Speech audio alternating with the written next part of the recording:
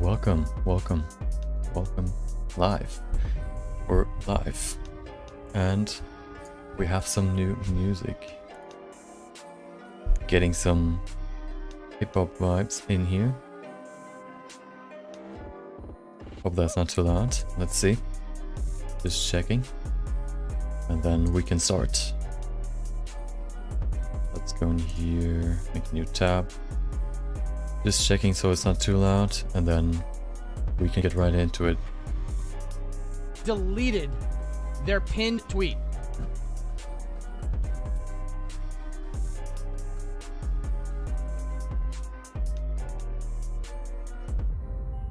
Let's see.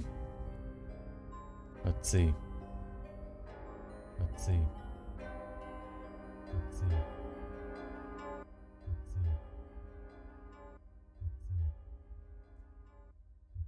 Yep, okay, that should be good. Then let's go straight into it, which means we'll grab our first 3D scanned asset, and we're gonna do the 30-minute quick sketch first. Let's pull up my random number generator, 1 to 30, let's generate, and we get 14. Okay, so let's go to our folder, let's see what 14 is. Let's go in here, quick sketch 9, games art, and then let's look into our 3D scan library, 14, like that, that's 17. Oh, we have a giant tortoise, I think that's the one we already had, yep, so then let's re-roll. 9, I think that's the same, we had that before as well. Let's see if that's correct, 7, yep. Okay, let's do it one more time. 6, okay. Butterfly, ooh, nice. Okay, let's see what that's looking like. Extract the files right there. You'll see it in a second. Just extracting right now. Oh, it's even a blend file. Let's append then. Go in here. 3D scans. And then we grab our butterfly. The source is right there. Oh, interesting. No collections. Okay, let's grab the object then. Oh, okay. Can we just select all of that? We can. Nice. Okay, well, that's the butterfly. Of course, without the textures. Let's see if the textures got copied. I hope so. Not? Well, okay. Wait, is it animated? Let's see. That would be cool, but I don't know if we could actually utilize that. Let's see. Oh, it is. I mean, we can keep it in. Is it actually parented or is everything separate? I think yep, okay. Well, okay.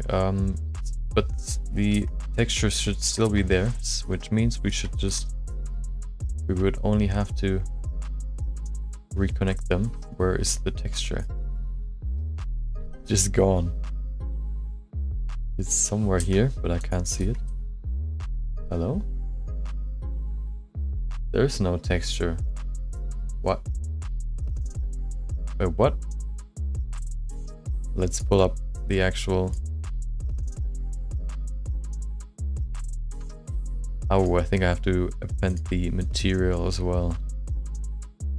Which is material.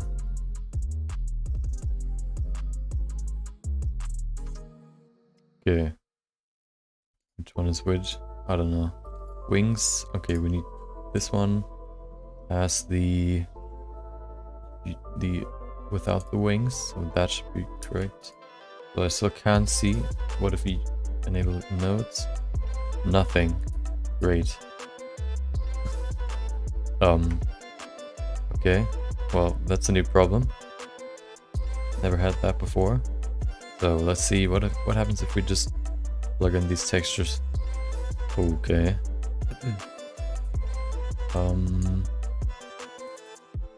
Okay, let's see what happens if we just plug those in there. Oh, okay.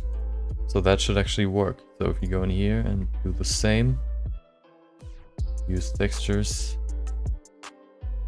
Wait, what? Oh. Okay.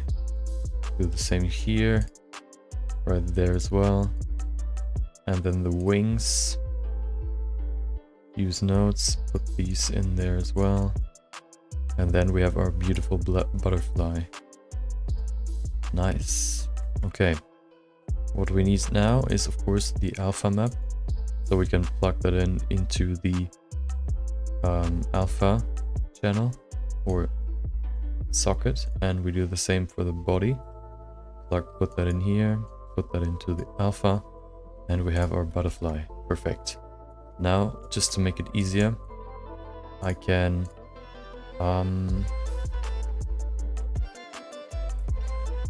so I would like to have them actually like, oh, I can just make a new, let's make a cube, scale that longer, and then make that a,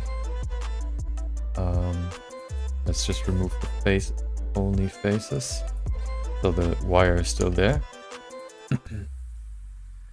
And now we can just parent all these lanes to that box. So we have a single point of movement. Now we can move this and the butterfly follows. What we can do now is put that to geometry, move these over there as well, except for the camera, they can stay there. And now if we go in here and say this mouse basically tells you, if you disable that you cannot click on the object anymore. So if I want to click the wing, that's not going to work anymore. The only thing I can click now is the box, which is what I want. Because now we can just click somewhere and we'll always select the box. We won't, like, if we have like the wing on the left, we accidentally select that and then move it, we would change the wing, or we would rip it off. So if we just deactivate that, we can only move the box and everything stays intact. Let's see, do we have a, what is that? Nothing interesting. Okay. There's something at the bottom. Nope. Okay. I have actually a cool idea we can do. So, I think I am ready, which means I'll grab my timer. I'll start my recording, just so if I want to put this into a video, I have the recording. So, record that, and then 3, 2, 1, go. Okay, so the first thing I'm gonna do is scale this down. Actually, let's see. If I want to see what happens if I put this one over the wing, like that. Put that right on the wing, like that. And then make this stronger, or actually 1000 might be enough. So now we go into this plane. Which one is it? Wing left. Now we can go in here. Let's see what happens if we activate subsurface scattering. Oh. Ooh, that looks pretty cool. Okay. So, oh, I have an idea. Maybe it'll work, maybe not. We do the same on the right wing. Oh, it's already there. So if we move that over here, we should see the same effect. Yep, we do. Okay. So we can keep it like that. And now, wait, what happens if I just invert this color? Let's see. Color invert. Okay, that looks kind of weird. So we'll keep the color into the surface color, how it is, and then we can work with this. So what I wanted to do is a... Yep. Let's make a... Actually, I think that's too much effort. Let's see. So if I now grab a cube, make this bigger, like that, that should be enough. Of course, you can't see anything, so we have to go in here, go into viewport display, put that to wire. You can still see anything. That's because you could see the inside when you're in solid mode, but because you're in render, you can't see anything. So we have to go in here, change the principled BSDF to a principled volume, put that into the volume socket. And if we now reduce the density to maybe 0.1, maybe even less, let's put that to 0.01, that's not enough, 0.05, okay, I think that should be good. Okay, now let's change the color to white, maybe a little bit of yellow in there. Maybe a little green yellow, like that. That should be pretty good. Now we reduce all light from the outside source, which is the world. Put that to 0. Now I need my second camera view. Like that. Go in here. Put that to rendered. Oh, see. Very atmospheric. So now we can go back here and work with this. What we're gonna do is delete this, make this smaller. Maybe we can make it and rotate it on the X and Y. Probably too big. Let's see. Oh, I'm tempted to do another macro shot, but I think I'm gonna do something more like this. And then let's see how that looks. Probably nothing special because there's no light, which means if we now use a point light, put that behind the butterfly, make that bigger, put the radius to 2, no, that's too much, maybe 1. I think 0.5 should be enough. Now we increase that.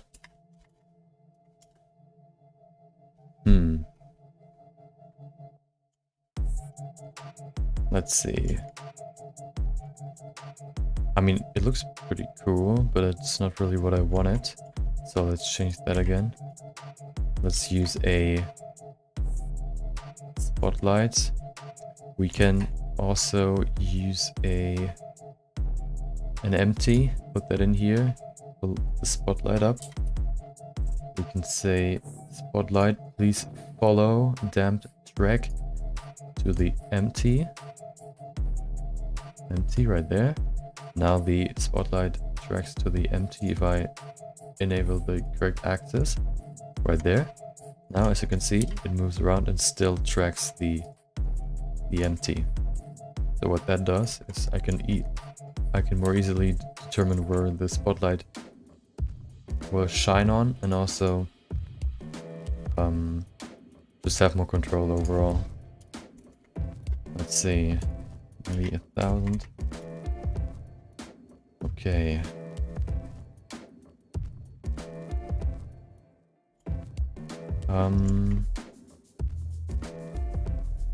Okay, I want to try something. What happens if we just use this, rotate it on the Z-axis, and then move it over here, like that. Keep it in frame. And now we move that behind. Oh, you get these nice streaks. Let's see if we make the density higher. You could also use the same principled volume on the whole world, but I think that just takes more time to process, which is why I just put this cube in there. Okay, now we make this stronger. Let's put 5K. Okay, we could maybe rotate this some more, like that. I want to get these nice streaks in there, like that. That's cool. Okay, now we could maybe even make this a little bit stronger. Let's put 10K. Okay, now we can work with this. butterfly. So I'm not seeing any subsurface scattering. Maybe it's just too weak. But what we can do, let's see what the color looks like. Maybe we can separate one of these colors to make them glow. Maybe the blue, the white. Let's see if we can grab the whites. So we go back. We can go in here, use this texture, use a color ramp to separate the text, or to just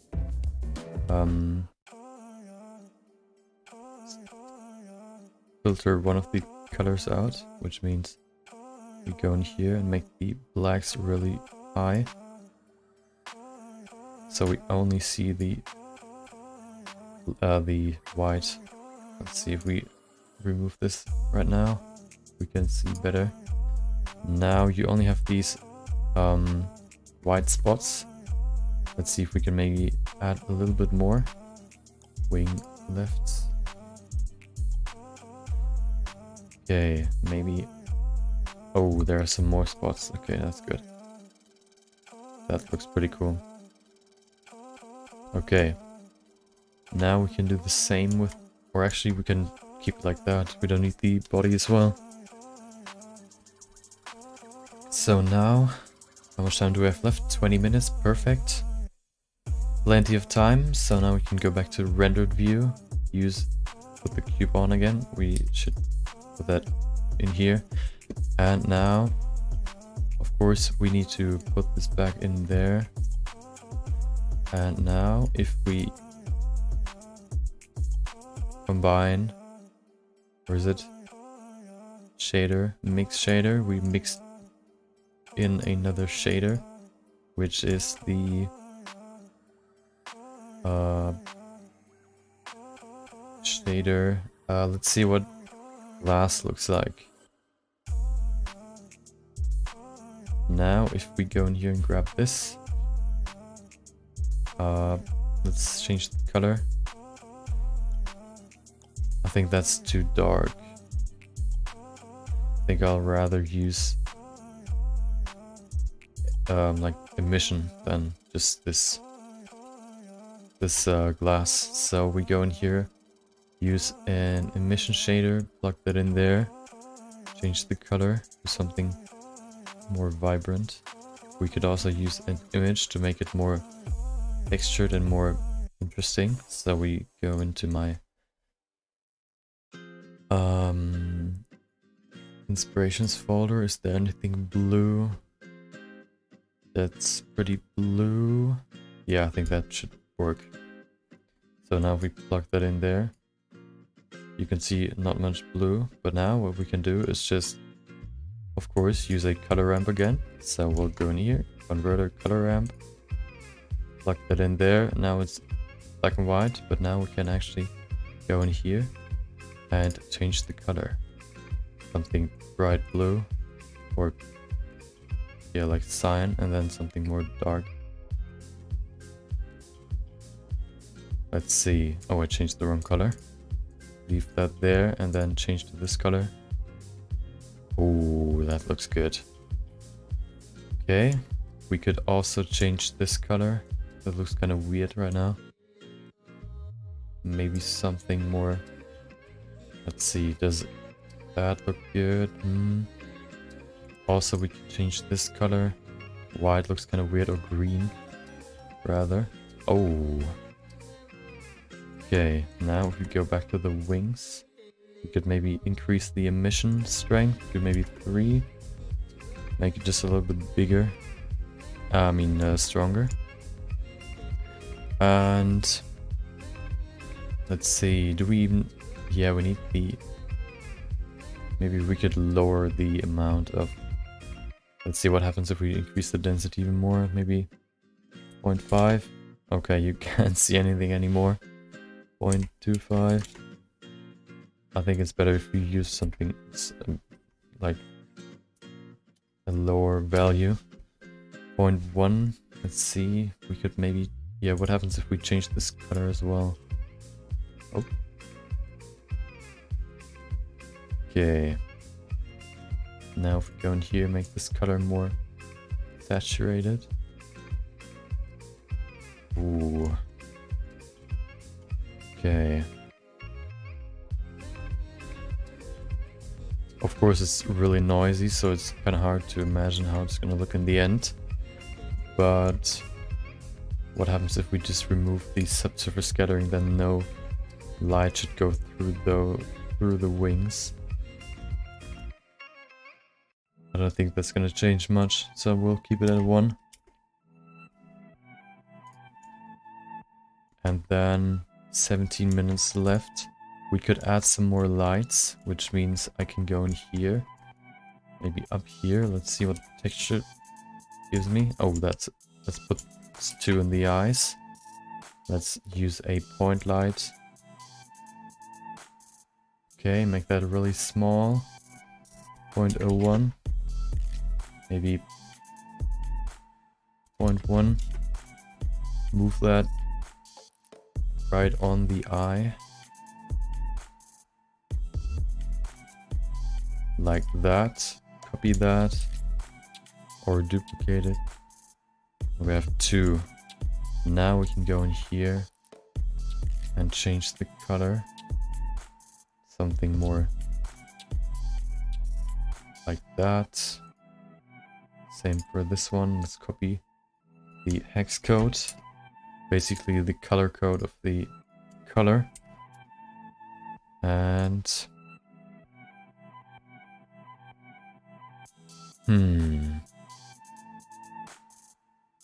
let's see how it looks without any overlays.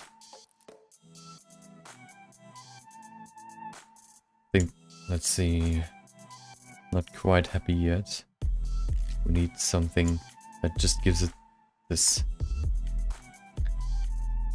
wow effect. We're still missing that, so maybe if we adaptive sampling can be on.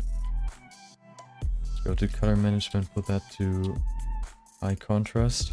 Okay. That looks better now. We could also just bump up the let's see what happens if we increase this light even more. Double that. Oh. Even more. Okay. Oh. Let's see. What happens if I change that to a point light? Oh, that's too crazy. Spot. But maybe if we decrease the size. Oh, that's what I was looking for. These nice streaks on the outside. That looks pretty good. Maybe change the blend. Okay. If we take this empty and put that just a little bit higher, we get these nice streaks at the bottom as well. Nice. Okay. Now we could add some. What we can do is grab this one again and just light up the bottom as well. Let's see how that looks. I think just adding a little bit of light works pretty well. Maybe we could increase the strength. 50 maybe? I think that's too much.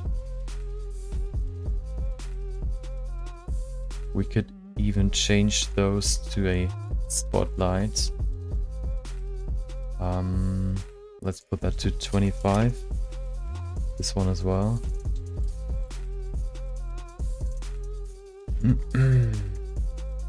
Okay. Now, let's see, can we separate something else? I think that's pretty good. We have 13 minutes left, so plenty of time. Just reached halftime, so we can actually like think about what we want to change. We could wait. Where are the antennas?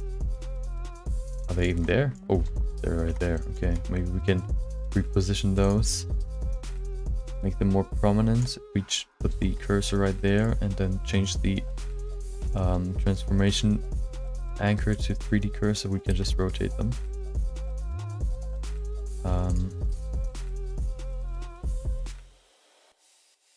Like that. we could separate them and let them glow, which could probably look pretty cool. So now if we separate this material right here, let's see, let's do the antennas first, and then maybe we'll move the camera just a little bit. So we go in here, separate this, give this one the same material, and now we can actually go in here, say remove this, and then use a mix shader with an emission shader and a transparent shader. Now we can use this. Nope, we just need the alpha. Put that in there. Plug these ones in, and then this one. And we have to switch both. Now the antenna should glow. Oh. Okay, now they're glowing. Nice. Maybe we don't even need the point lights now. Let's see. These ones are on the butterfly's eyes, I think. Are they? Yep. Okay. We could probably keep the one in the middle, or right there. We could probably put that.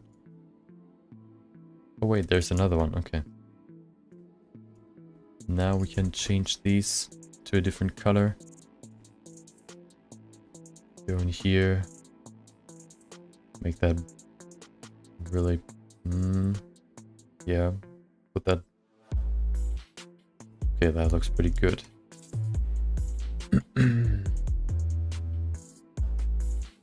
Okay. Let's reposition the camera just a little bit. Where's my camera? Right there. Put that down. Like that. Okay. 10 minutes left. So we can actually... Let's see how that looks. So, ooh. Now if you go in here, make a plane. Put that over here.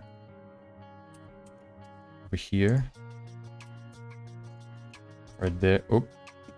Change the anchor to median point. Apply the scale.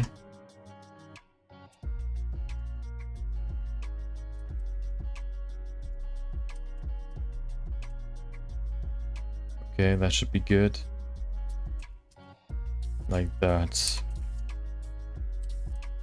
Okay, now we can apply the scale and go in here and apply or use an particle system. If we go in here, let's put that back to solid view. We can see we get these particles. So what we can do now, we should actually remove these keyframes from the wings. We don't need them. Oh, wrong one. I need to do that when they're right there. Clear everything. Do the same here. Oh, nope. Clear. There's something else. Nope. Nice. Okay. Now we can use these and go here. Render scale. Let's make a quick sphere. Put that over here. Oh. Put that over here. Nice rhyme. Apply the scale.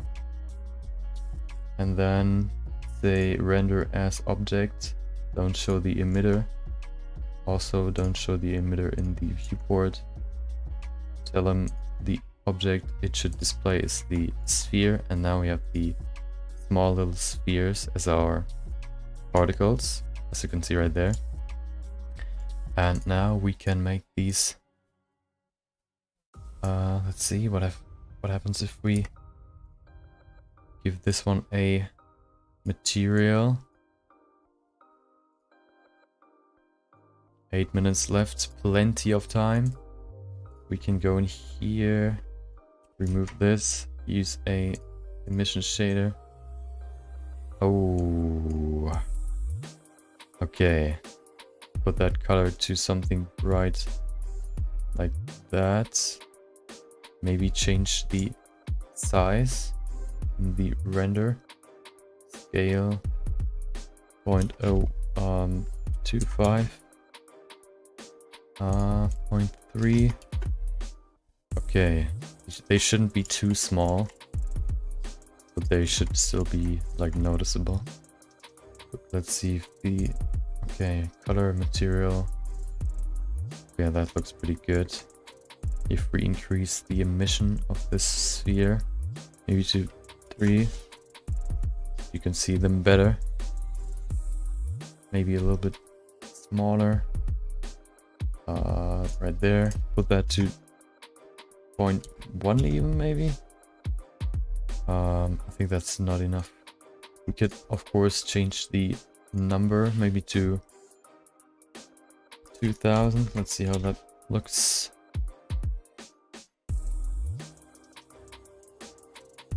Okay, I think we need to increase the size. What that means is we could also put this lower to maybe 100 so they fall, like more fall at the same time. Okay, we should still have to make them bigger. So we go in here and put the scale up, maybe 2.2.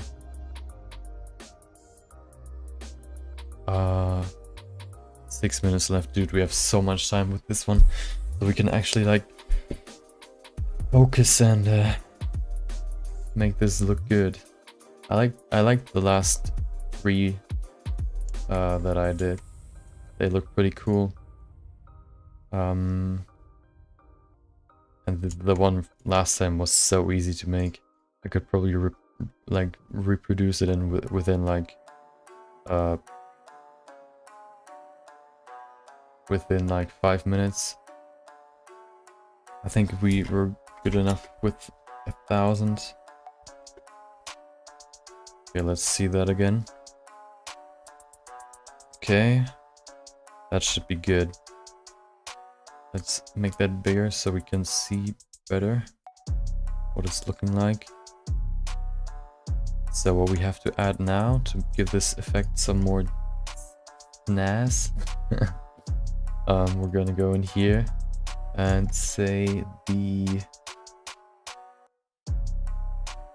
depth of field, put that on, and we say, where's the cube? Right there. Let's say butterfly.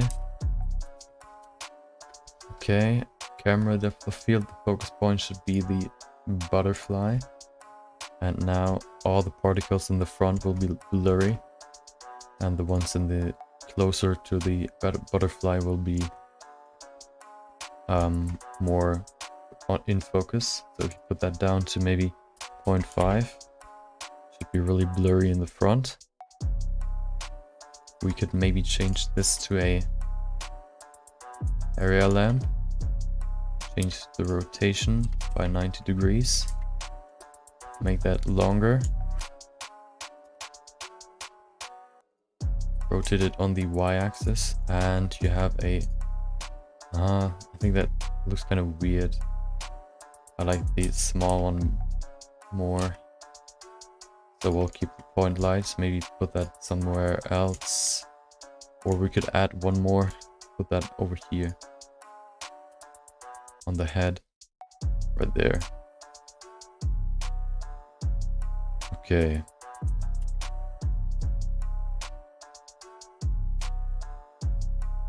I think that looks pretty good. Maybe we could change the, we could add something to the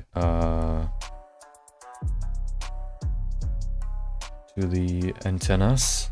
What we can do now is go in here and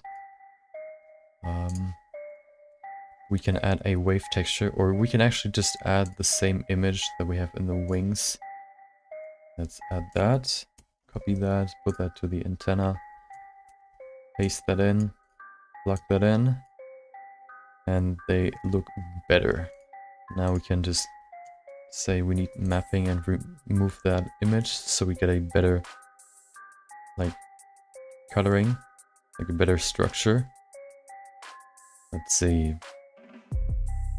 Maybe if we make the scales smaller, we get more structure.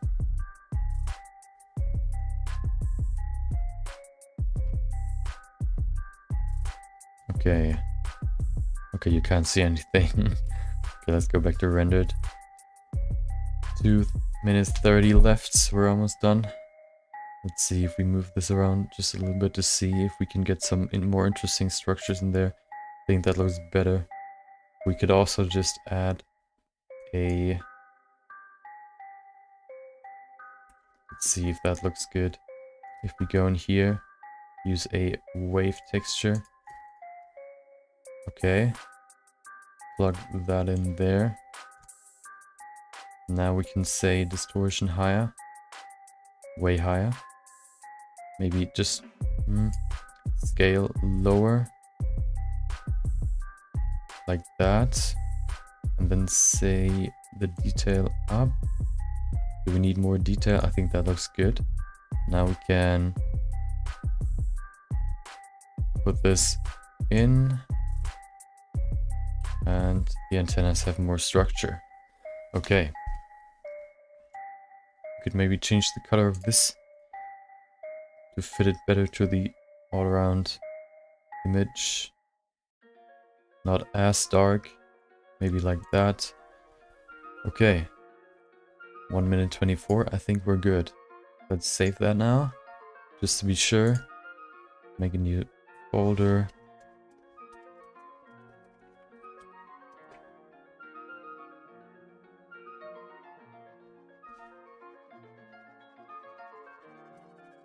The 10th quick sketch already.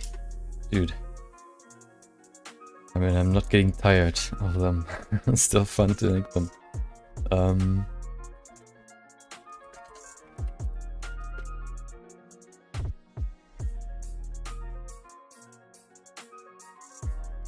Quick sketch 10. Save that. We could also just play around with the color just to see what else we can get in here. Just to experiment. Purple. Ooh. I don't think that's that fitting for the bright blue or cyan. Of course we could do the same color, but that isn't really working as well. Green looks weird. I mean, you could also always just I think we're gonna keep that. Wait, put that back. Oh, no. Put that back to something more like this, and then we can still in post-production change the color if we want. And it's over. So we'll save once again, and then... Oh, this color is even better than the one we had before. Okay. Let's remove this, and now we can work on this. So we can go in here.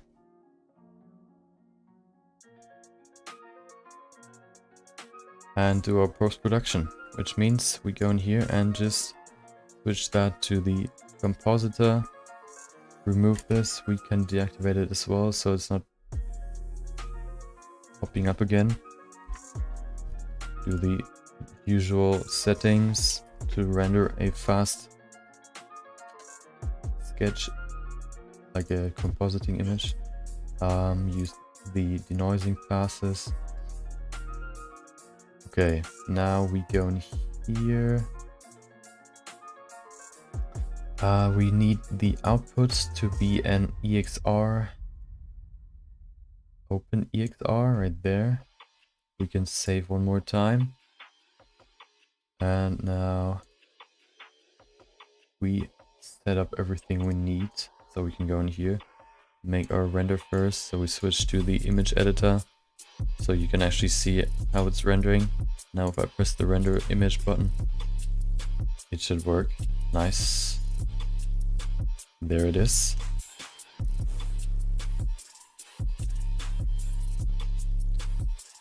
The antennas are just a little bit too small to actually like make a shadow as well, like a shadow streak to the camera, but I think that's not too bad. I really like just adding these, just a random image to these emission surfaces, to just add this just texture in there to make it just look way better. Okay, let's grab that, and we go in here, and of course we need to use the denoise filter first. Denoising normal, denoising albedo. Ooh, that looks pretty cool. Okay, pretty funky. So now, let's see. We can go in here. Let's see, what do we have here? We can change. Oh, there's this little gap in the middle, but I think that's not too bad. Of course, we use the glare filter. Let's see if that actually does something. Maybe if we change that to a fog glow and the threshold lower. Oh, okay.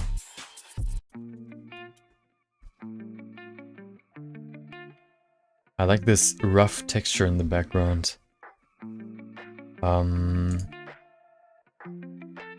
Let's put that to 0.075 maybe. Okay, that looks good. Now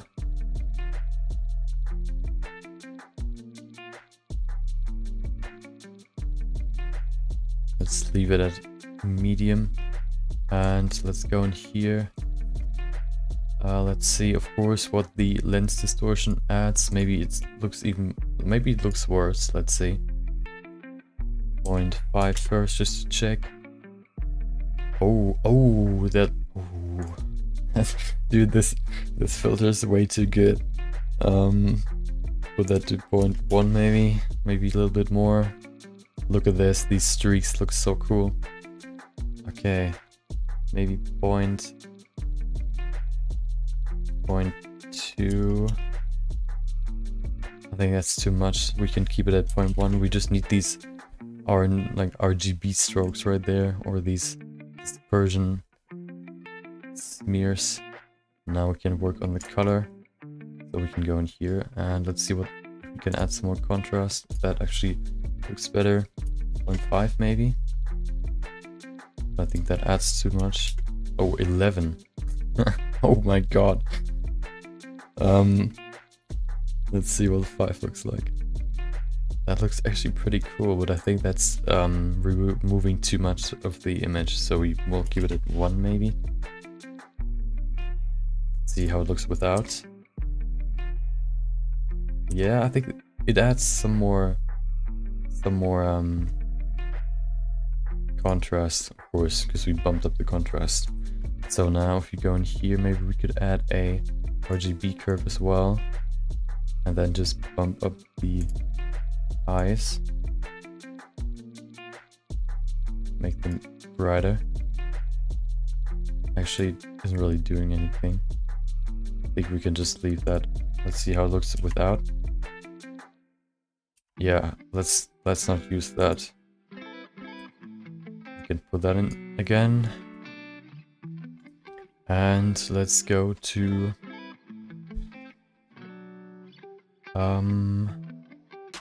let's see. I think, wait, what happens if we use that? Nothing. Oh, let's see what happens if we change that to black. Oh, okay. Size 5. So I'm still looking like for a blur filter that just blurs the outer edges. Oh, maybe 0.25, and maybe, is it blurry now? Yeah, just a little bit. Maybe 0.5, and then bounding box. So if we increase that or decrease that, 0.25, does nothing. I think I need to look into how you can make this Let's see, do we have a texture? Filter, we don't have textures in here. Or do we? Bokeh image? What does that look like? Oh, okay. So now we need more. Put that to 32. Just make it round. Angle should be good. Let's see what happens if we put that to 90. Shouldn't do anything because it's round. Rounding, okay. Get a dioptric. Lens shift, okay. So now, what if we go in here? Can we change to the viewer? We can. There's nothing there, okay.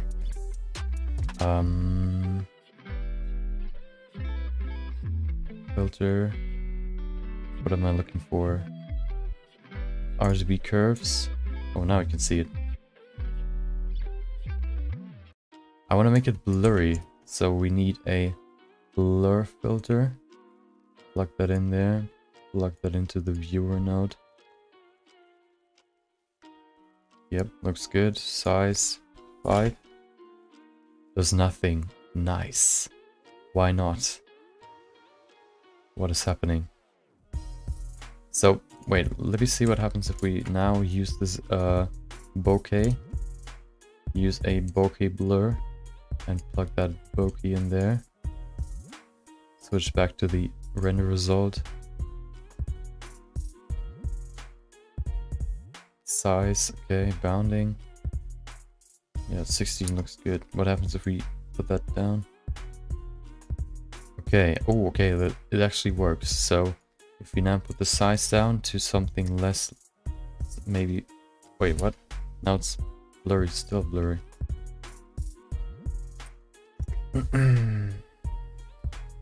No, the size only reduces the blur. What happens if we put that up? Just experimenting right now, so I'm not gonna do it like for too long. Nothing happens, so we'll just remove it. I have to look into how you can make this blur effect, but I think that looks pretty good. Maybe, is there like a sharpen effect? Filter. What happens if we do this? What is that? Nothing. Okay.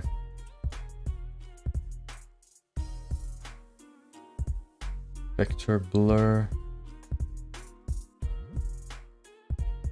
No, I don't think there's like a sharpen filter. So we'll just keep it how it is. Nice, okay. Save that. And we can render the finished image. So we put that at higher. 128 should be enough for now. Go in here, change the resolution to full. And now save it one more time. Render that in a second. Okay.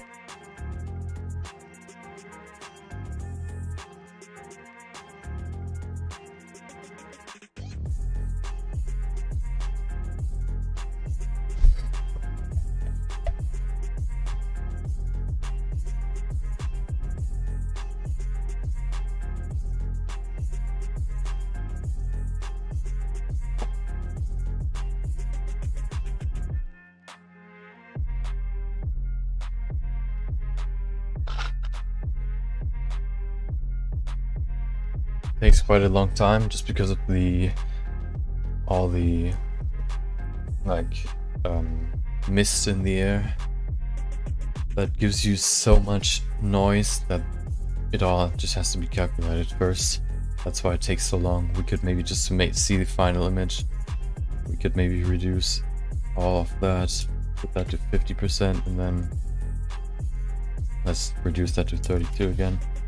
Save that, and then make our final render. Even this one takes pretty long. And once that's done, we can go back to our main project that we may finish today. I don't know yet. Maybe. I'll show you what it is if you haven't seen it before. Okay, nice. Let's save that. And then we can go over to the main project. Quick Sketch 10. Finish the first 10 with a nice image.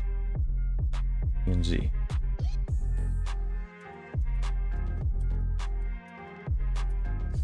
Okay, save that. Okay, I think I'm gonna switch to a different playlist at some point. I think when we went through this one more time, I think we went through it once. And then when we finish it the second time, I'll switch. You can close that and save it one more time. And as you can see, that's the final image. I like it. This dispersion effect is just too good to not implement. It just adds so much it's just magic, dude. It adds so much to the image, so much dynamic and intensity, and just looks just more interesting and like more cinematic. Okay, let's open up our project. Where is it? Character 2. So yesterday I finished the hair. So now we go over to the I think we're gonna do the eyelashes now. Once that's done, we can do the water, and once we have that, we can add some more stuff that's like in the background and some like environmental stuff, and then we can go over to the color. So I'm gonna grab my graphic tablet.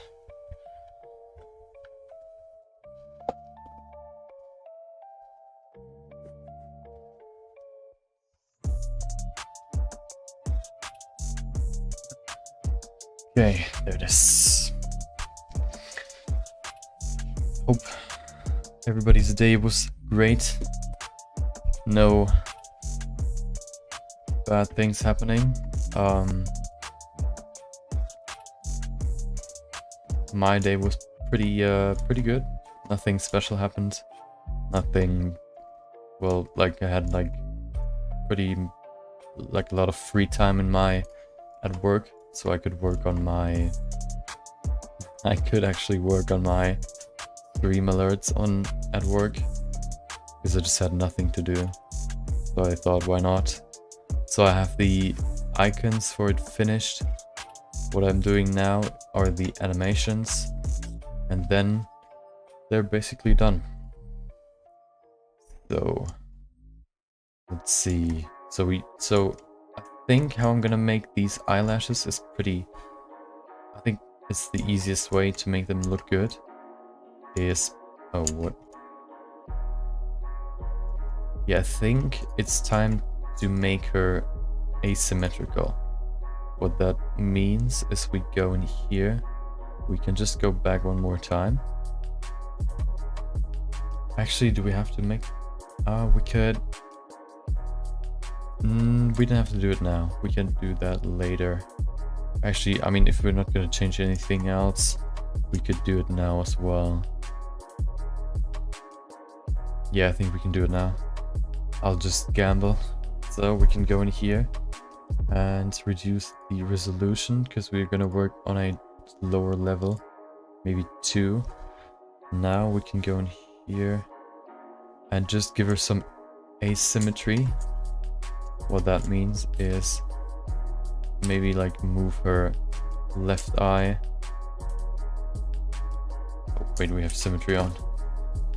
That's not gonna work if that's on. So we go in here, go to the symmetry, remove the X, and now we just change the model on one side. So now we could, for example, just make this nostril, like put that closer, maybe move her nose to the left side just a tiny bit, even these small changes can have like a huge impact on how a face looks or how your brain perceives it. And if your face is like perfectly symmetrical, it'll most of the time look pretty weird. So we can just add a few asymmetric things and it look way better. So we could, for example, go this one higher, maybe this one even lower. Just small movements.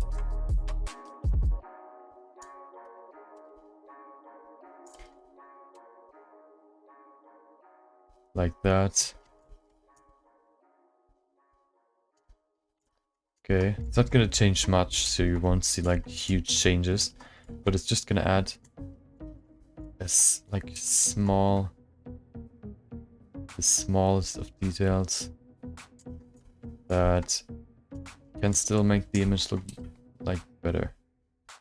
So if you pull that up just a little bit more, like that, you can see she isn't fully symmetrical in the eyebrows as well. Nice. Okay.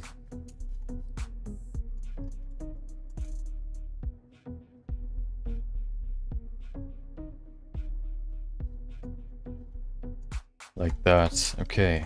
I think that should be enough. We don't have to change too much.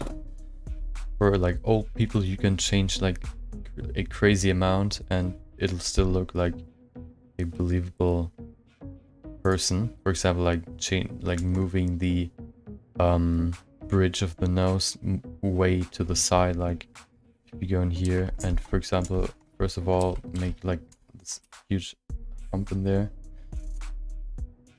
and then you can push that to the side like that. Like it still looks like a human, but on this character I think it's better to leave it straight. I mean, it's not even straight anymore, so just change it just a little bit, not too much. Okay, now we can go back to layout and apply what we have. Okay, so we go in here, apply that. Oh, did I? Okay, no, I didn't. Now everything should be pretty high. Resolution. Come on, don't crash on me. Okay. As you can see, the points are so small that it looks like just like a black surface, but if you zoom in, you can see all the small dots in there. So what we can do now is save it first so it's not crashing. And then we can go in here. Yep. And then actually we could, I think we'll keep the, okay, yeah, that's better for the hair. If we go back a few steps, we're not applying the modifier now, because if we do that after we've separated the hair emitter from the main mesh, we can like it's easier to work with. So what we're gonna do now is we're gonna like select a certain part of the eyelid where the hair should come out of, and then we have like the object that spawns the hair basically, and the head itself. And what that does is you can it's just easier to work with. I'll show you what I mean in a few seconds. Well, once we're back far enough, it takes quite a while to go back a few steps, because we went into edit mode so much, so it has to load all these dots over and over again. Oh, there it is. Okay, now we can, for example, go in here, say level viewport, put that to 1. We can go in here and say, let's hide the eyes for now. I want to have all of this Okay. I wanna also have all of this. We don't need this. I mean, we could add it, but I don't think it's necessary. And I think that's all we need. Now, we have to do the same on this side. Okay. Like that. We have to... Wait, what? Is there a... Yeah. Oh, that's the cylinder. Now we can duplicate that. Separate it by selection. And now we have our separated mesh. That's like a duplicate of this small part. So what we can do now is if we just hide that, or actually we can go in here, select all of it. No, only this side. So we go in here, select only this side. Or actually, do we have to? No, I don't think we can just work like that. So we can keep it how it is. And now we will apply the modifier for this one. We could maybe make this higher so we can see more like smoother edges or surfaces. Now we can go in here and say I want to apply it for the viewport level 4. And now we can add some hair. So we can go into the particle setting, add a new particle system. Now we just have this one big particle. If you switch to hair, you have all that hair. And now we can go in here into the emission number, put that to 100 maybe just to see. It's just for now. We're still gonna change it. Put the length down to maybe 0.1. Oh, that's still too much. 0.01. Wait, what? Oh. Okay. Yeah, I mean we could add just a little bit more, maybe 0.015. Okay. Yeah, I mean we're still testing. Now we can go in here and go into the viewport and render display. The segments is basically how smooth these hairs will be. We could keep it at 5. Actually, we could put it to 3. Let's keep it at 5. Or 4 should be good. Put that to 4 as well, and down here 4 as well. Oh. Okay. I thought I'm not recording anymore. Now. Coordinate system, we don't need that. We can say hide the emitter. What that does is you can't see this overlapping anymore. Only the hairs left. And we can work on the hair shape. What we have to do is go into the children. Children are basically hairs that follow the shape of these hairs, but we have that right now. So we have parent hairs, which are these ones. We have 100 parent hairs, and we also have these children hair. We have 2 different systems. We like 3 to be exact. Like we have no children. Then we can add simple children, and we can add interpolated children. Simple children basically are, you can look at them like, how could you describe them? Simple children grow around the parent hair and follow it strictly, and interpolated just puts the children over, like all over this surface, and the children determine by their like proximity to the parent hair how they will shape. So if you, for example, like have a can I use this? So if you have like, this is like the surface. Okay, don't draw. What is going on? Let's put that to, oh wait, where's the 3D cursor? Oh wait, where is he? Oh, there. Okay, there it is. Okay.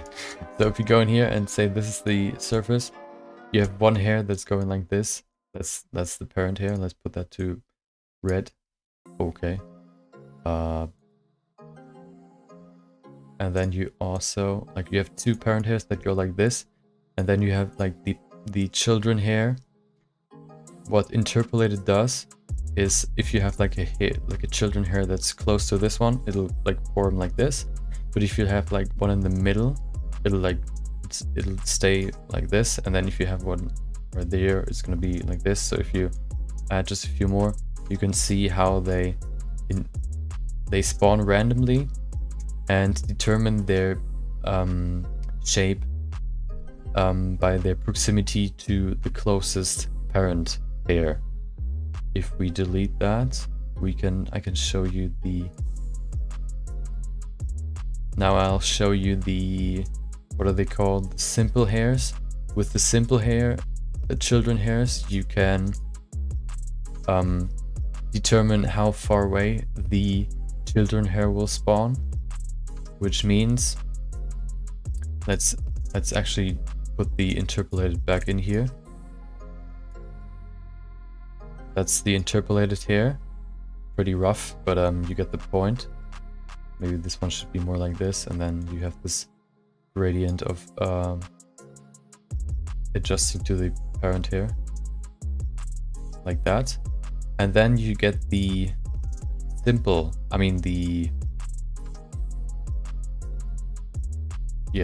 hair. How that works is you can determine where the hair should spawn,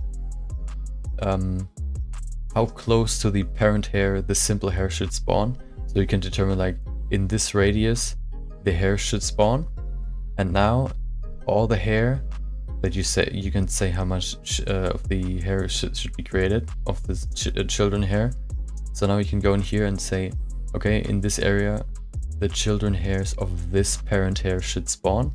So now all the children hair will spawn in this area, and they will all follow this shape.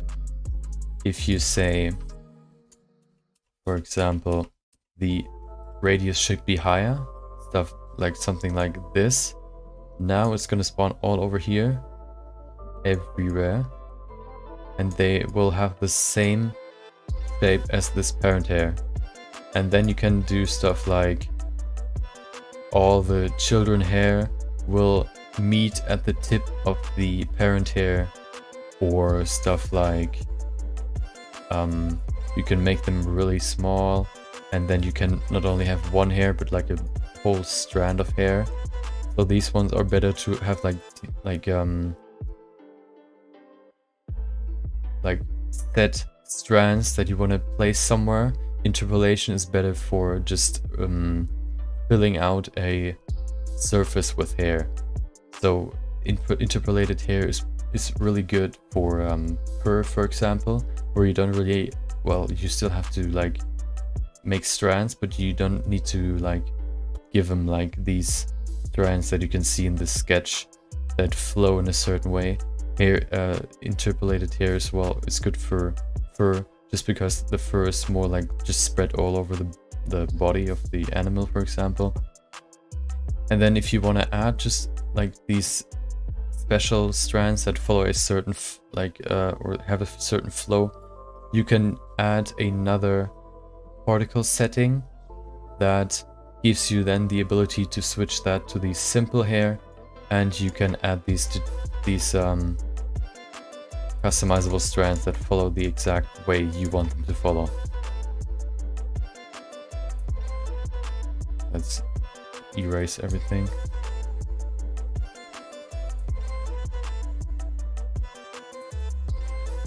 This one as well. And then we can keep going.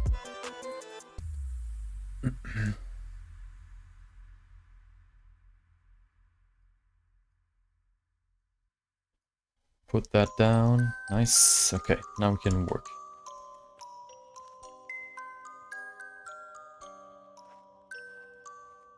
Okay, so now that you know what interpolation and simple hair does, we can go in here. Where's the hair thingy? Right there.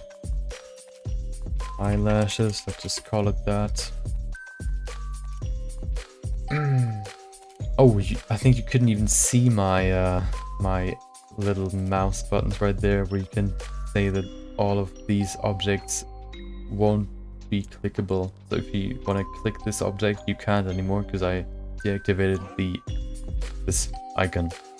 I think you couldn't see it before because my weapon was over it in the quick sketch. Okay, now let's go in here, put the eyelashes, make them like look like actual eyelashes. So the first thing we're gonna do is we can go in here, remove this. Yep, we're just gonna remove this first. We can show the emitter again because we have to add something, and that is a vertex group, which we'll call density. And what we can do with this one is we can go in here into object mode and go into weight paint. Now everything is blue. Blue means no, like it's like a mask. Blue means no, and red means yes. So what that means is if we plug this mask basically into the density of the hair, into the density setting, we can determine where the hair will spawn out of this surface.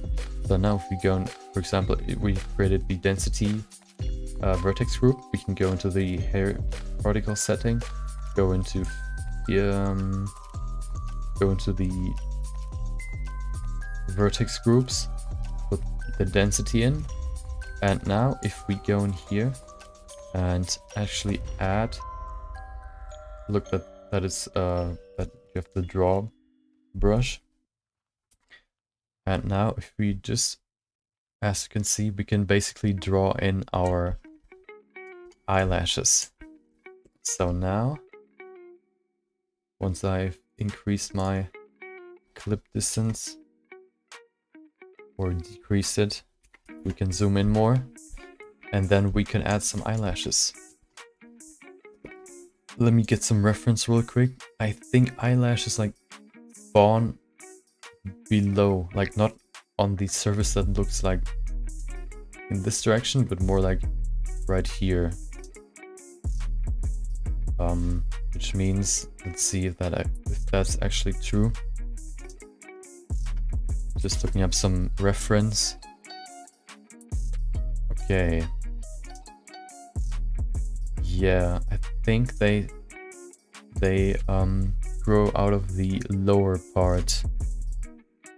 Seems like they do. Okay. Okay. So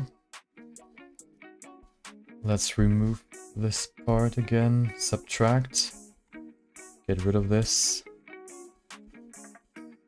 and we can add this down here. Let's see.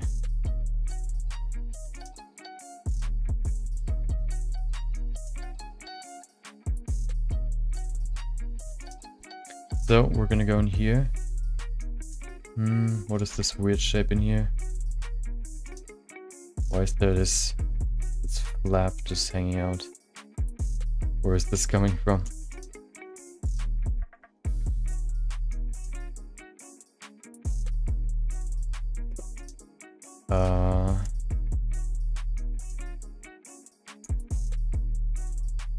Let's see, can we fix that? You have these weird parts, but I think we can just ignore them because you won't see the emitter in the end. So let's just go in here and then just roughly put it in first. And then we can actually also add another mask for the length and also for the, well, we have one for the density and we can add one for the length, and that should be enough. We could go probably a little bit lower. So if we go in here and remove this once more, and put that lower.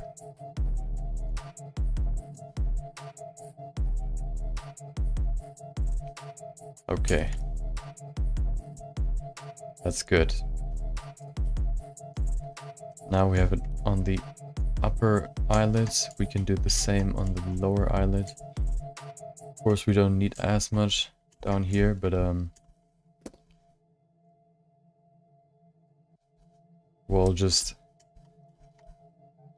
add a lot first, and then we can still remove what we don't need.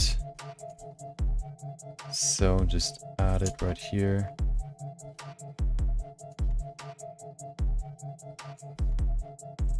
Up to the middle, or actually the lower part doesn't have to be that long.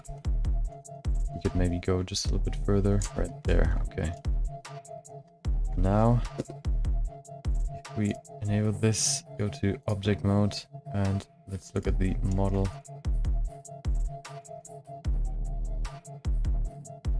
Let's say emitter, remove that, and that's the first eyelash density. So now we have to determine the longest eyelashes first, and then at the end we can brush them so they actually like go upwards. But first let's change the length, so we can go in here again, go to vertex groups, add another group that is the length. We go back to weight paint. We have to show the emitter again. We can hide the hair particles for now.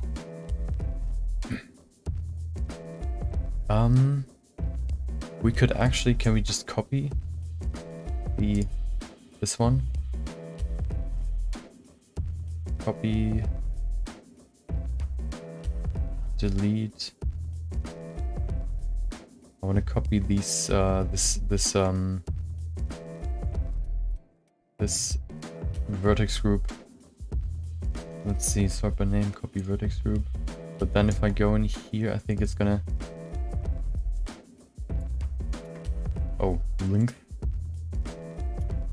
Okay, go back to weight paint. Now if I change this, is it still linked to the other one?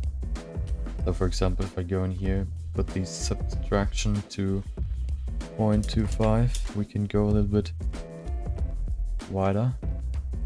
As you can see, it's not going to remove everything at once. Actually, the length is the highest in the middle, and it gets lower and lower the closer you get to the outer parts. It just looks like it's not like that. I was kind of surprised about that it's actually like the longest in the middle. But I think if you use these extensions, I think they're longer on the outside, which is why you probably might think that your eyelashes are the longest at the outer edge, at least on the outer edge, not the inner edge. Maybe add some more here. Okay, let's see if that's good enough. We can go in here. I still want to see if I can actually make the shape without actually brushing these the hairs. Okay, now we go in here and go into the vertex group's length, put the length in there, and as you can see, it goes like, it's really short right there, and it gets longer and then gets shorter again. So now we have the same on the bottom eyelashes. Let's see if we can add a children. We can keep, we can actually now say display amount should be good for now. Let's put that to 10. We don't need that many. We could change that to maybe 50. That looks good. Let's change the seat so we don't have these outliers that like point upwards. Now, I think there's a way to use curves for the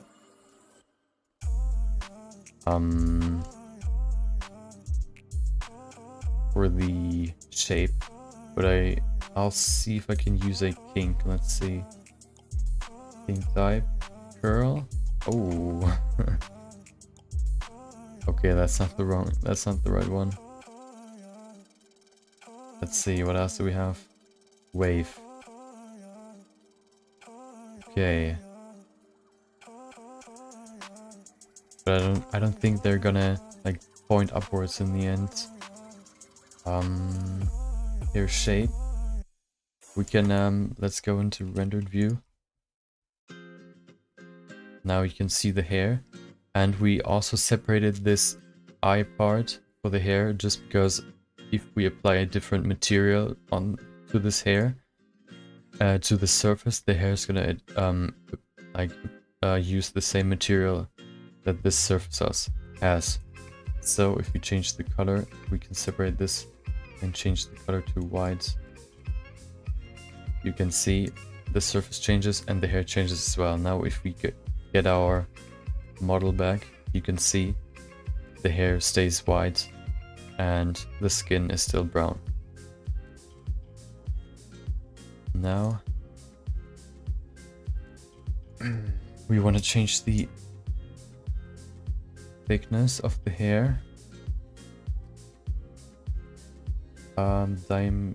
Diameter, second shape, I think negative 0.5 is pretty good. Oh. Okay. And also the root can be... Actually, we could keep it at maybe 1.5. Yep. Tip can stay at 0. Okay. So there was a setting for using a curve. Let's see if I just add a... Let's go into...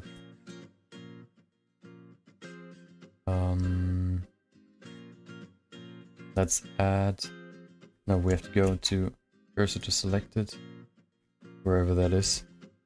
Add a curve, path curve, right there.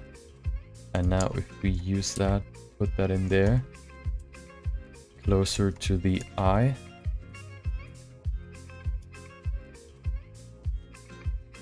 Like that. We could maybe make it smaller. Now, if we remove a few vertices, we don't need that many, and we pull that up, so we have this nice upwards rotation. And I think it's a... Is it a... Wait, why can I... Oh, I can, okay.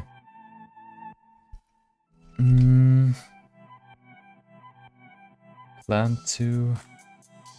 Is it a modifier? Curve? It's like a guiding curve, I think it's called. But I don't know. Can you just... Guide? Curve guide. Whoa. Wait, what? I don't think that's... Wait, how do you... Oh, it's a force field, okay. So if we... Okay, now everything is stretched to the side. Can you somehow, like, reset that? Okay. So it's a force field. We go in here. Nope, in here, force field. Curve guide. Oh. Okay. Now we have to change the radius. Minimum distance, okay. Hello, 7 Sabanemri. Sorry if I mispronounced that. Hope you had a good day. Hope you're enjoying the stream. And thanks for the follow. So, let's see if we can use these curve guides. Fall of power. So we only affect a small part. So this way, so the problem with brushing the hair, the parent hair, is once you do that, you miss or you lose a few settings that you might want to change in the future. So if you use stuff like the curve hair, you don't have to lose these features just to get the shape right. We're at 20. I think we have like 28 songs, and then I'm gonna switch to a different playlist. Let's see, additive. Nope, let's leave that weights, we don't need that. Lumping amount, okay. So this curve is basically acting like a parent hair.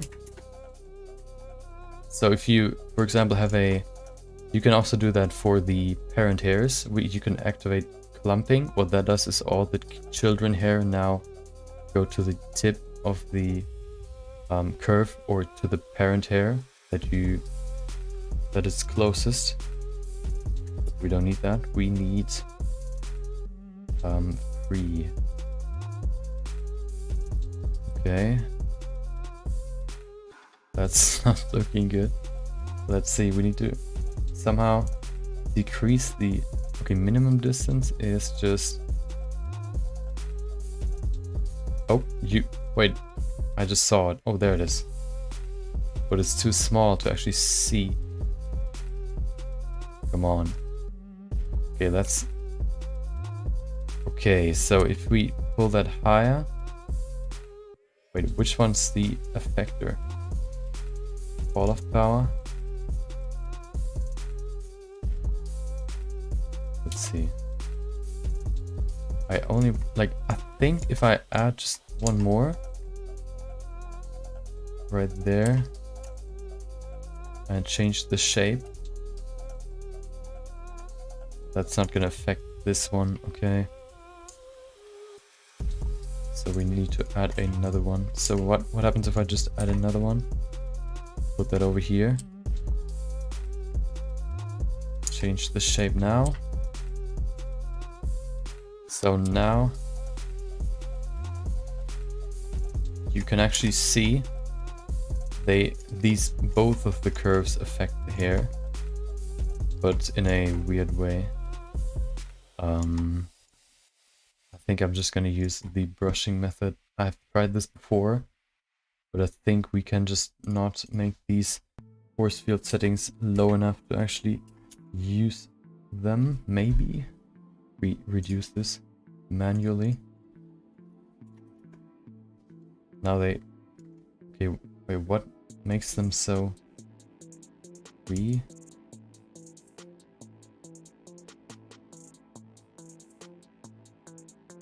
Okay, fall of power. Let's just use the brushing method. That's faster and easier, at least right now. So we can remove... Dude, get me this. Okay. So we can now reset the hair particles again. And we can just go into the particle edit. Now you can see all the parents. These ones look kind of weird.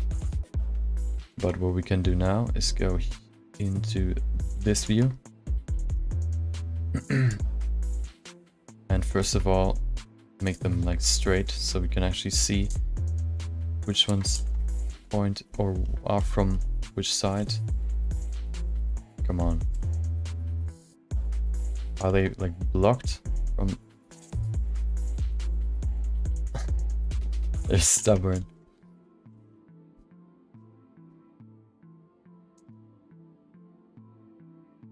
I think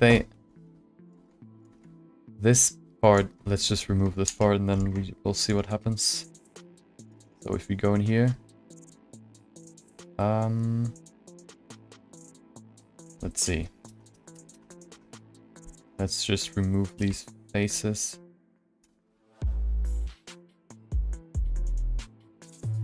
We don't need them anyway, and they're just gonna be... Oh, okay, so they should be behind these ones, so they're part of this. But do we need this? I think we can just remove it.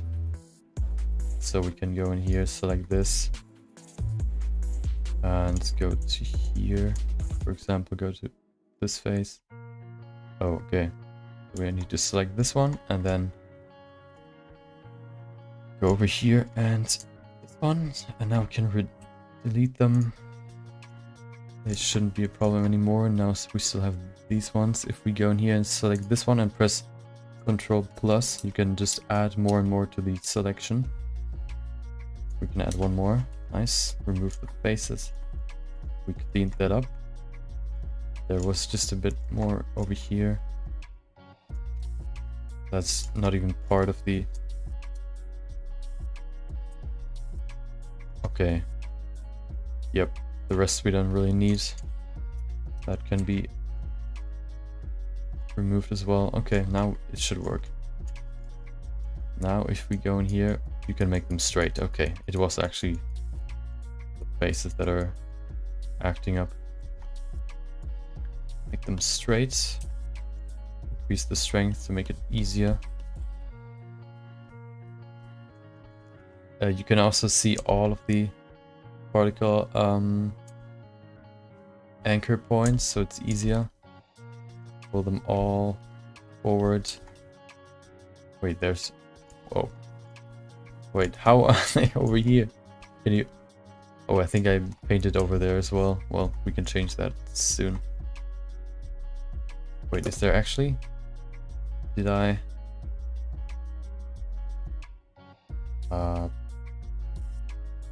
go to the particle settings. I put in the density, but why is there apparent hair over there? If we go back to the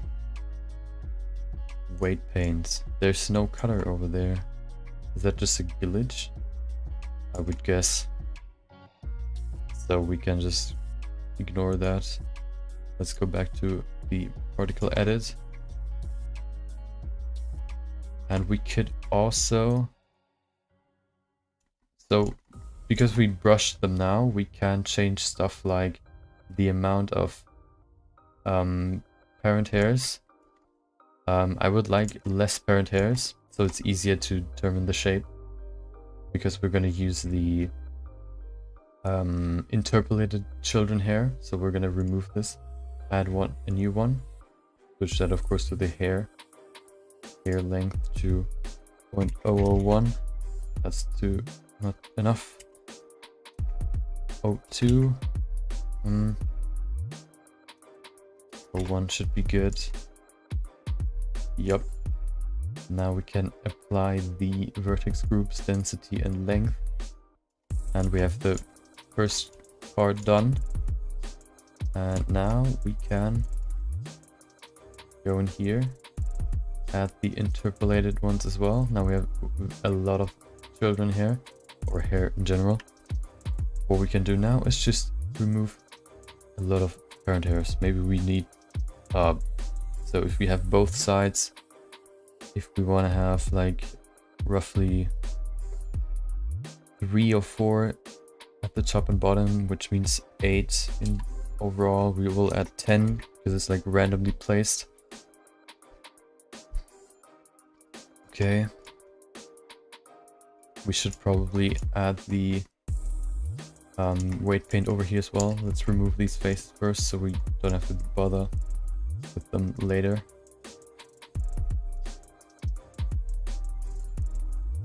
Go in here, select this, and then go over here.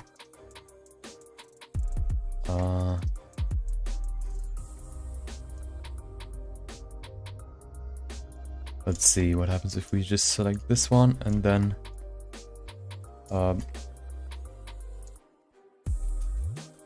one inside, maybe this one. Okay, we need to switch to the other side, so this one. Okay. We'll just go over here and select this one. That should cover almost everything. We can add more by just shift selecting this one and then control shift selecting the next one, so it adds all of them. All the ones that are like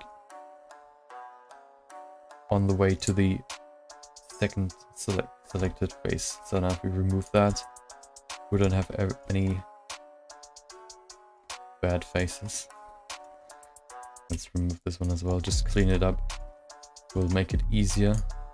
I don't even know why it's so weird, like weirdly shaped. Maybe it's because of the selection we made. Yeah, I think that should be good. We don't see this surface anyway, we just need it as an emitter. We could maybe even, if we go to weight paint, can we just put the same weight over there? Symmetry, weights, mirror. Nope.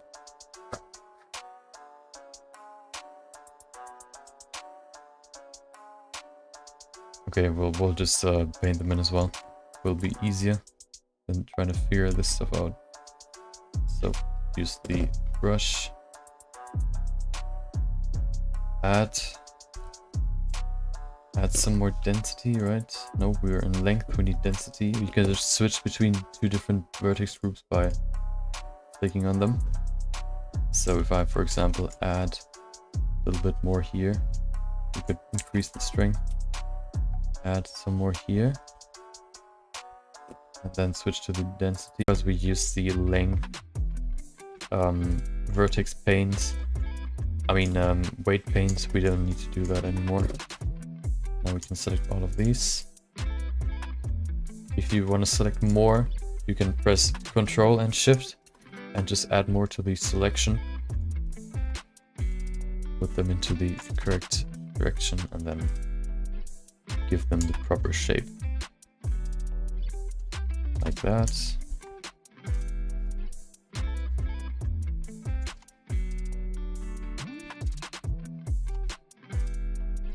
Like that. And we're almost done with the right side.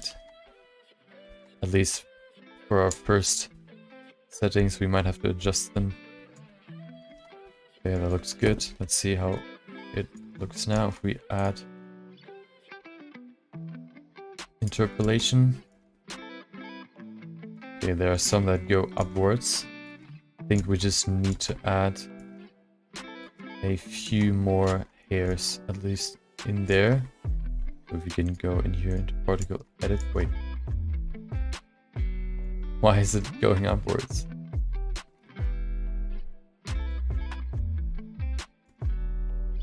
That's weird. But these ones look pretty good, but the bottom part looks kind of interesting.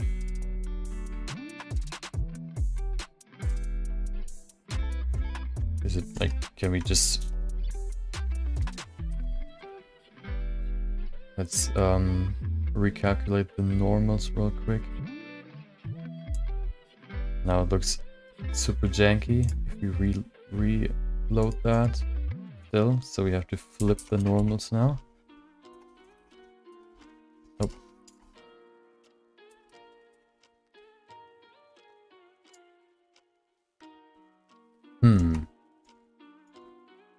Why do they point upwards? For this one, it might even be easier to just use simple children here. If we go over here and change the size.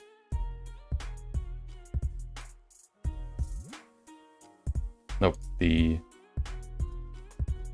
one is it? The radius. Nice. Now you can see simple hair is more like they follow more rigidly the parent hair. So we've added one here, so we can see this radius of hair around the parent hair. What I want to change is the, let's see. First of all, I want to change the amount, maybe to 3. So we'll have to add some more parent hairs, but that shouldn't be too bad.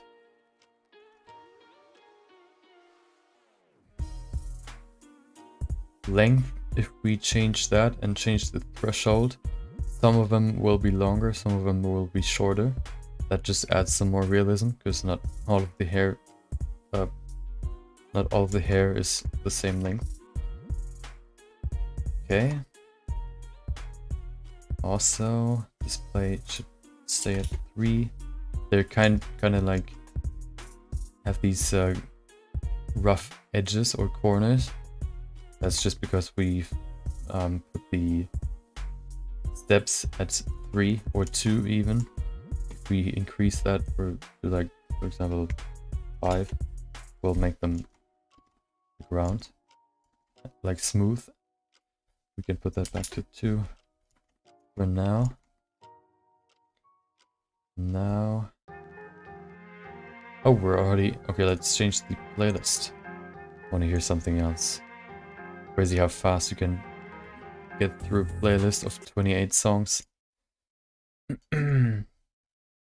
Let's see, what do we have here? Music. Let's use the, I think that's lo-fi. What else do we have? Ghost. Sounds interesting.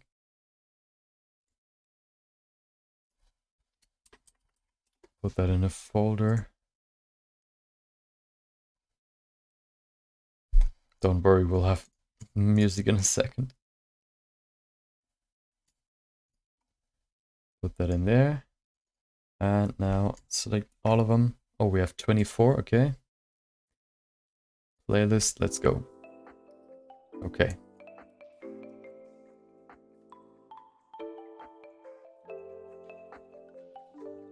Nice. So, looks pretty good so far, but we're gonna need to have some more. We can't change the number, so we have to add them manually. Shouldn't take too long. So let's do that. We could maybe, let's see how big they are in the rendered view. Looks pretty good. Maybe if we enable that, we can see them better. We could put them to black already, so we see them even better. Right here, color to black. Oh, that's the wrong color.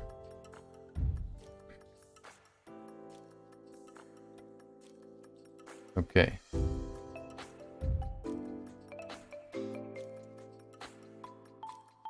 They can be thicker, so we can change the radius. Where's the radius? Right there. Put the radius to 2, maybe even. Put that to -0.5. What that does is basically, well, I can show you. So if we go in here and increase the radius to 20, for example, now they're really, really thick. What you can do now is change the strand shape. If we have it at 0, you can see it's this nice, even, like gradual decline of thickness. If we put that to -1, you can see they stay pretty thick up until the end. If we put that at 1, you can see they get really thin right away. So if you put that to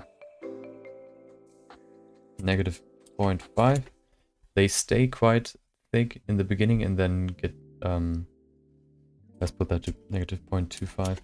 Oh, that should be good.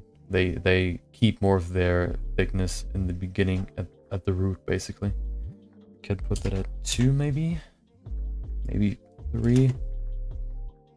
Yep, that looks good. Now let's add some more and make them longer.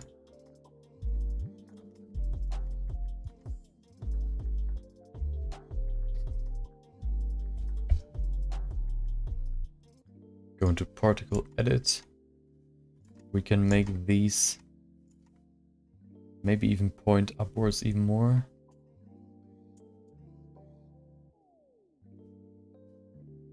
Get the brush.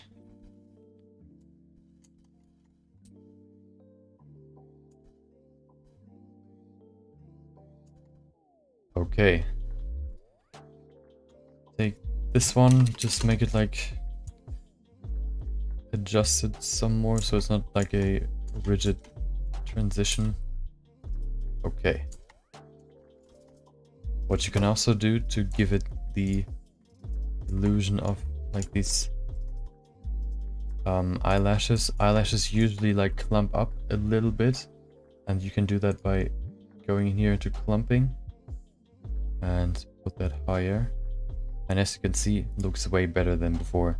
Now you can actually like recognize them as eyelashes. You can change the shape. That's basically like the setting down here, the strand shape.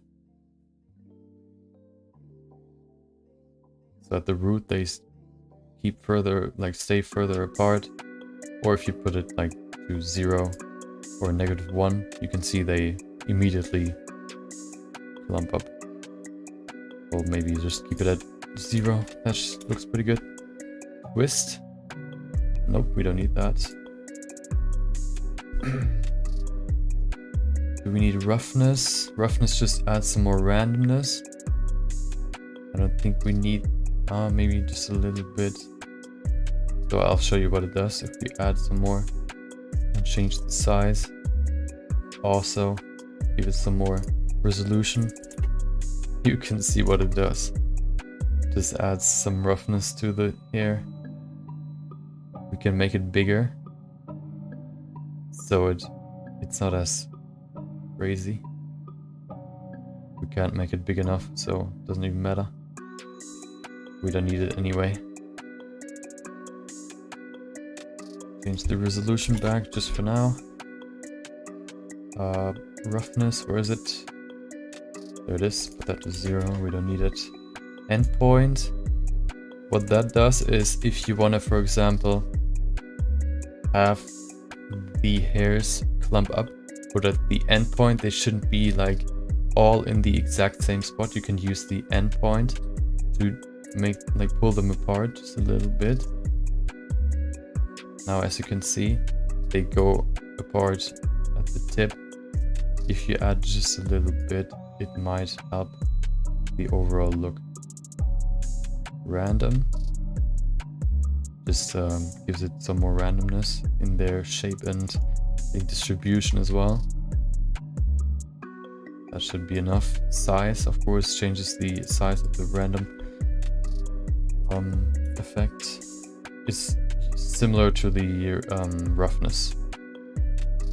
Okay, let's just add some more.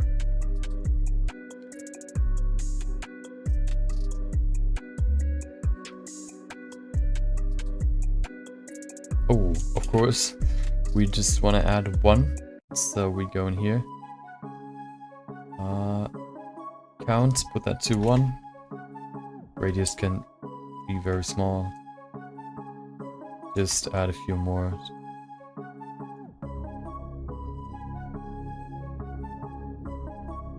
Select all of those. We can add more of these segments by pressing Ctrl+ a few times. And now if we brush them, we can give them... Oh wait, they have way too many segments.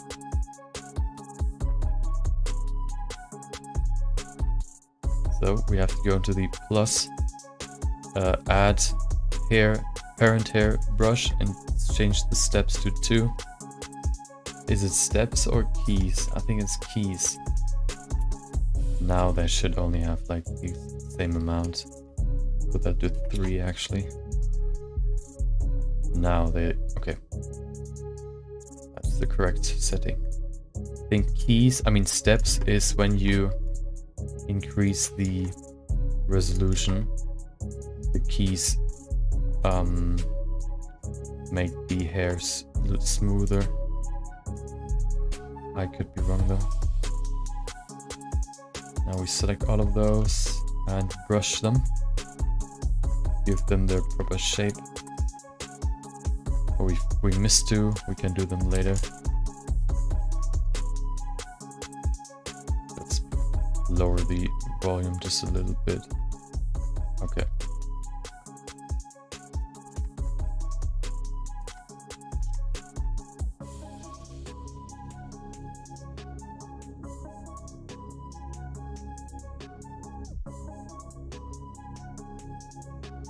Okay, that looks pretty good.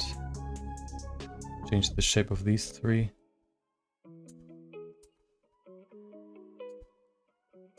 Okay. Add these two as well. Give them their proper shape.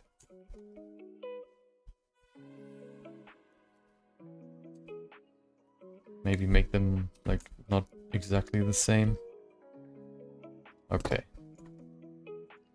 Let's see. Okay. I think we need one more in there.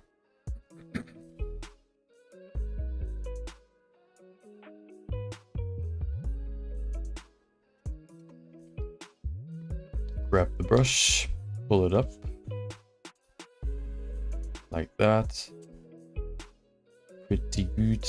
And go back. Now we don't have this gap anymore. We could maybe increase the amount just a little bit. Oh, actually we probably don't even have to. We can hide the emitter. Right there. We're still gonna add makeup. So that's gonna make this even thicker or appear even thicker. But I think we need to make them longer. Right there, they're pretty long, so we need to make them longer. But I think first we're gonna add just some more in here to fill up the eyelids, and then we're gonna adjust the length.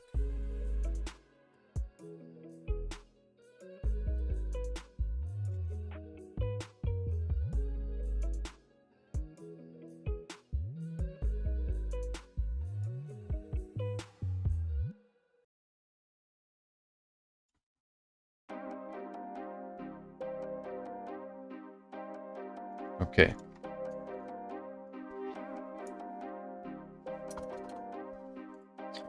Just working on these. At least these ones aren't as tedious as the like hair is.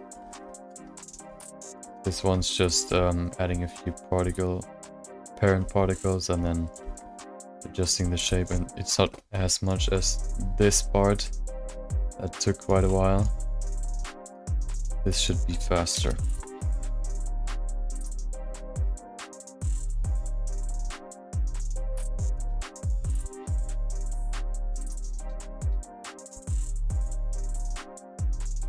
Change their direction just a little bit to make them more unique. Adjust these two as well. And then check if the density is enough. We could add a few more children particles.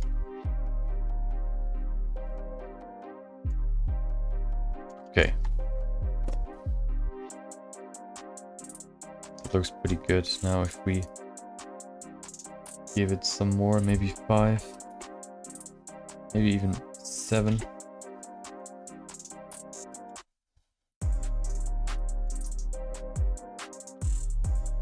Yep, that looks pretty good.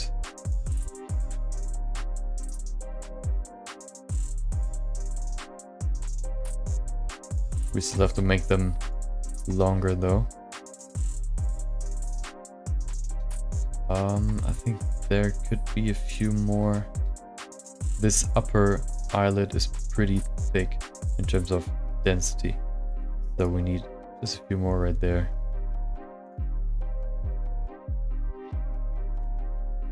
So we'll add one right there, and right there. That should be enough.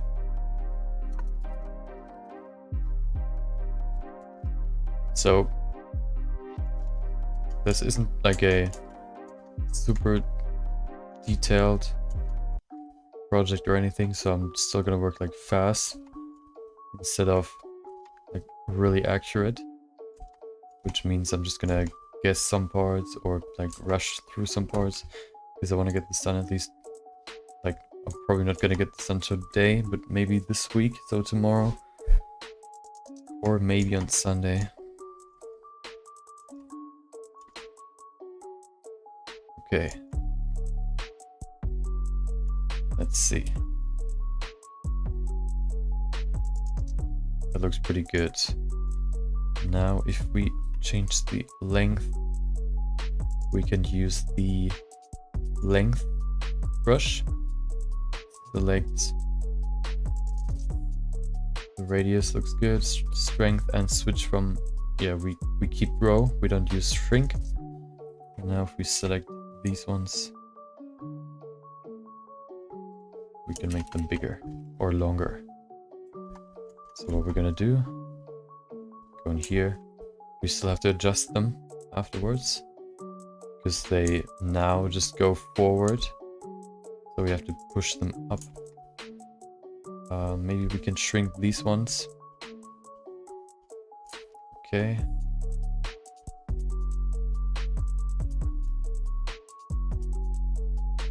Like that. Let's see. Nope, we need to adjust them. Let's just choose a few. If we select all of them, it'll be hard to adjust them correctly. Use the brush.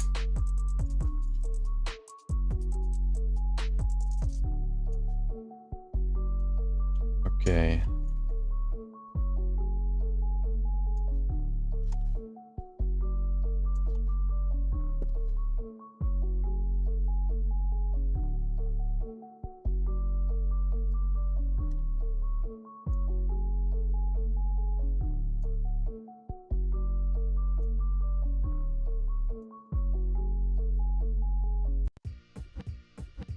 So that looks pretty good. Let's see how it looks in rendered view.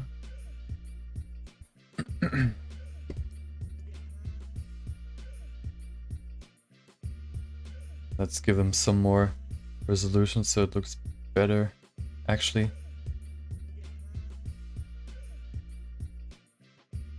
I think that looks pretty good. We could make them even longer because right there, they're really long. So let's do that. Give them some more length. They're probably gonna be like absurdly long, but that's like the aesthetic of the image. So let's keep that.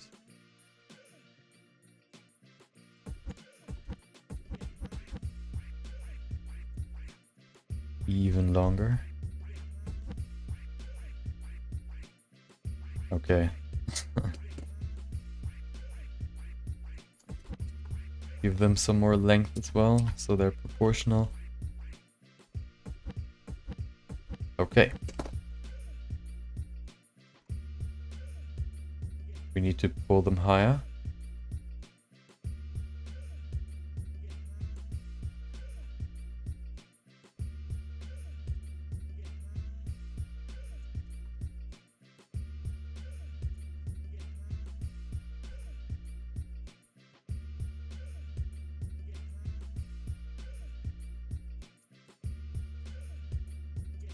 Okay.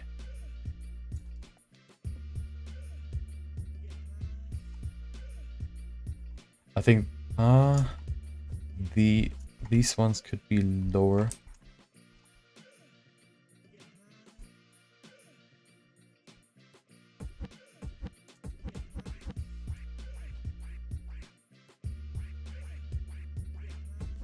Now we're gonna fine-tune them to finish them.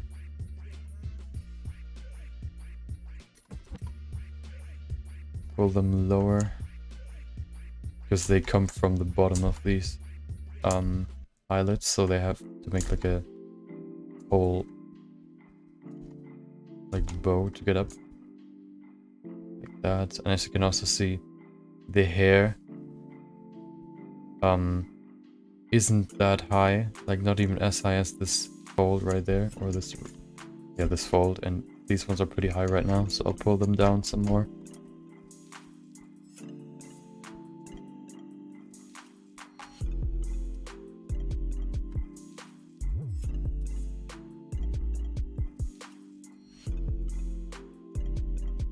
These ones look pretty low, let's pull them up. Okay.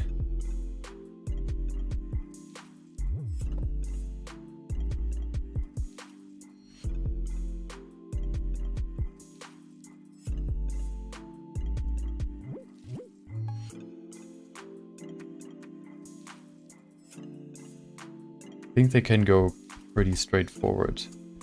They just can't go too high. Okay. These ones could maybe use some more of that lowering.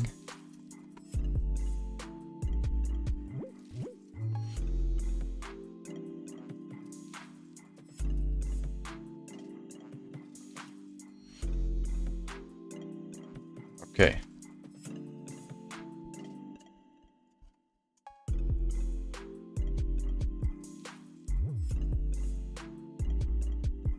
Okay.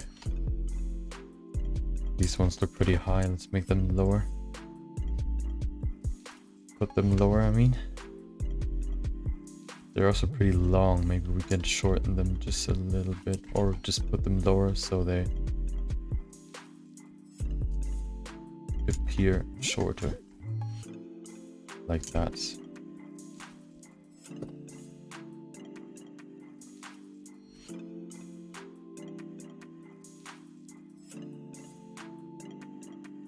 Okay.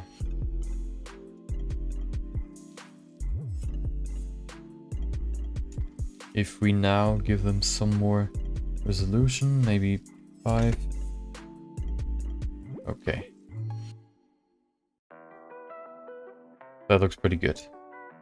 If we add this nice little, like this makeup up here to give it this wing, or this eye line, I think it's called, it's gonna look even better. Especially from this view, you can see it. So long. Okay. Let's do the lower part. Go in here. Particle edit. So we don't need that many here. We can remove this actually. Add a few right there.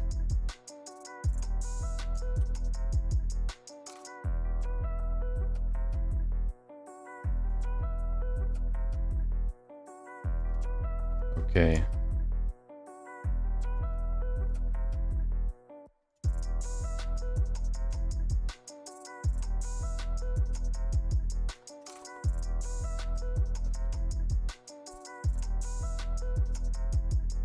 Give him the proper shape. This one as well. And let's adjust the... Oh, there's one more. Pull that down. Like that. Let's adjust the length. Let's shrink them. This one especially.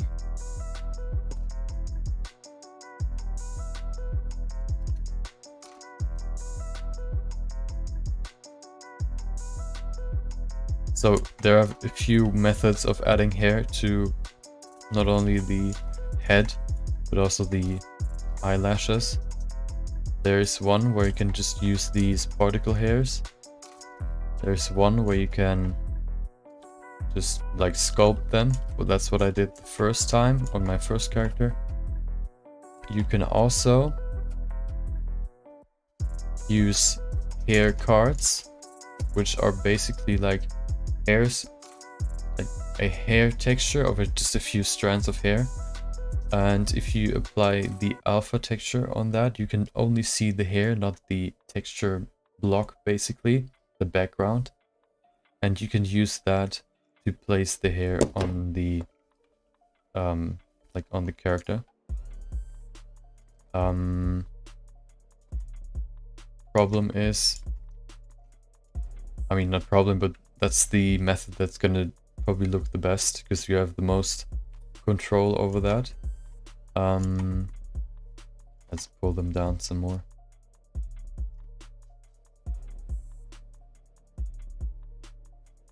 You can place these hair cards either by using curves.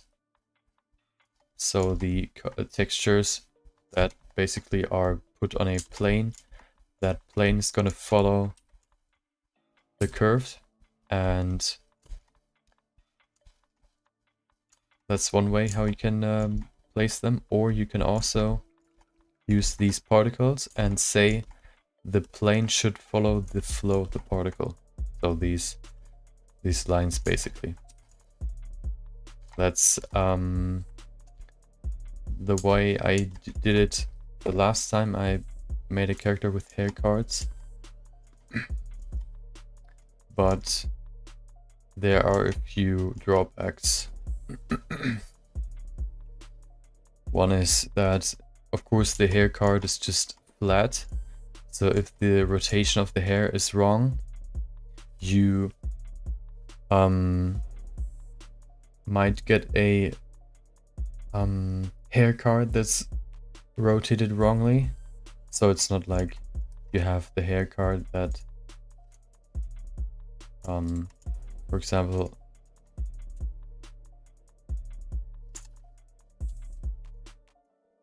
is attached to the surface like this.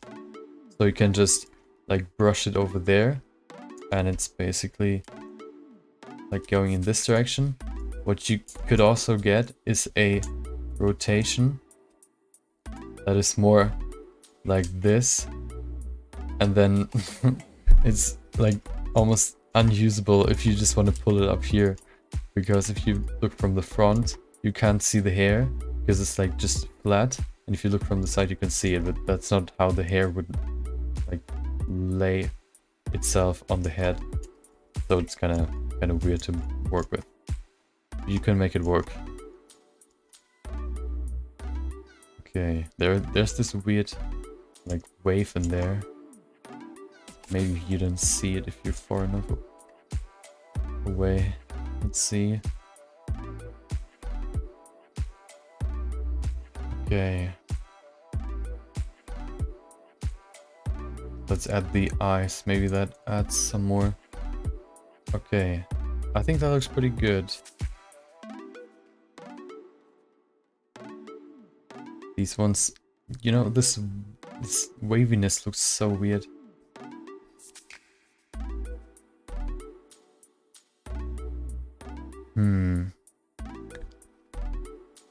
We could maybe reduce the radius just a little bit more. Let's see, maybe we can adjust settings so we can get rid of this weird wave in there. If we change the resolution, we remove the waviness, but that's not what we want to do. Maybe we have a little bit of leftover roughness. Let's go in here. Roughness won't change anything. Random. Aha. That looks better.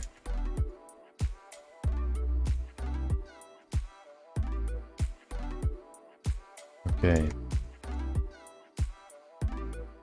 The clumping down here is pretty crazy, but I think that's okay. That's passable.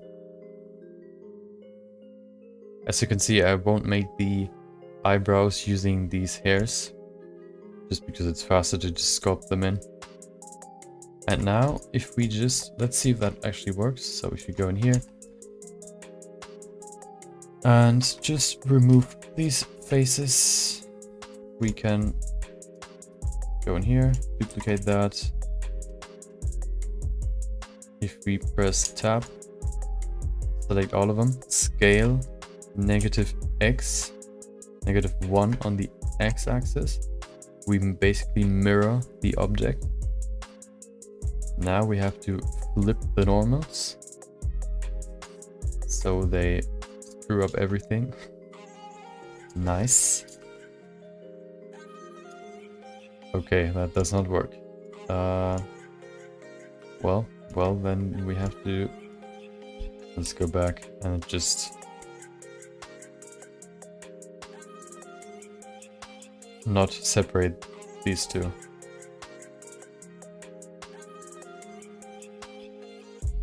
Oh, I have an idea. Let's see if that works.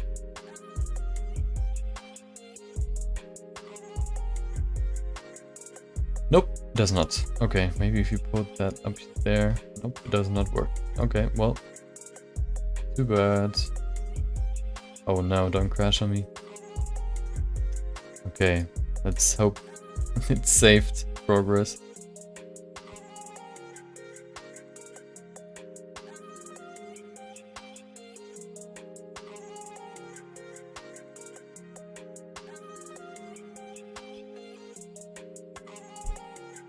Okay, that's not what I want. Let's see if the backup saved my progress. Hopefully.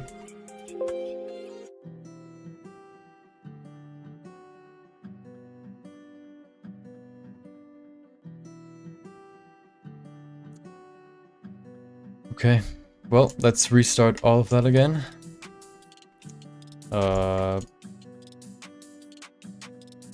Dude, why does the...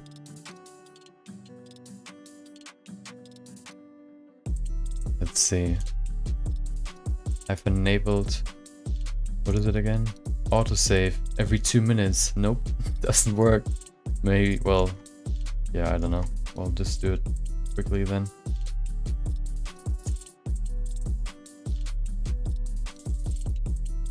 We could maybe even do it better now.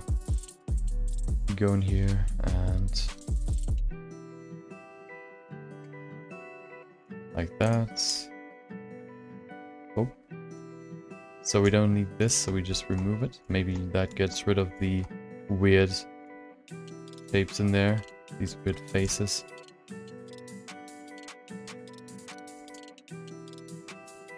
Okay.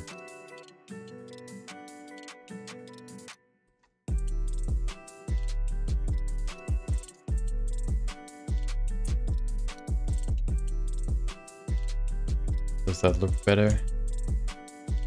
No, we still... What? How? Where do they come from? I mean, we can just add some more.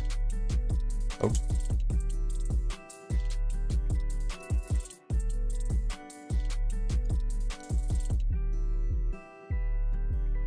So let's add just some more faces. Hopefully that helps. Maybe like that.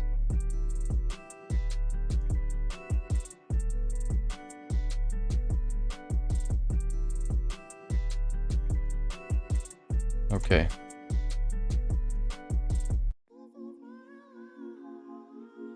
Hello? Okay. Separate that by selection. And I think we solved it. Yep, we did. Okay, nice. Okay. So let's go in here and do the whole thing again. Because that's fun.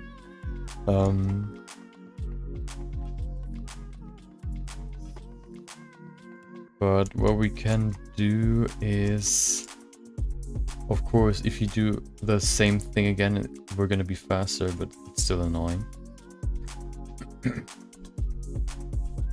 We don't need density and length. That's good, so we can just not do that. So we can just go in here and add a new hair particle setting. Number to 10 for now.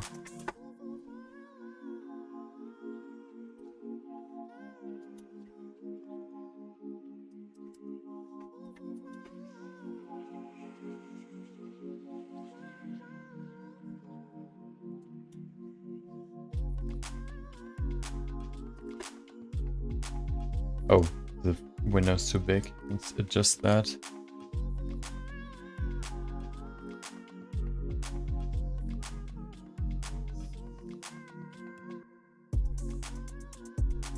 Okay, the eyelashes are probably going to be the only thing we're going to finish today, but that's okay. So let's see, the length is okay. We need to adjust. We could maybe work with one more segment. Actually, no, we don't need one more. We just work with 3 again. Or 2? I think I set it to 2.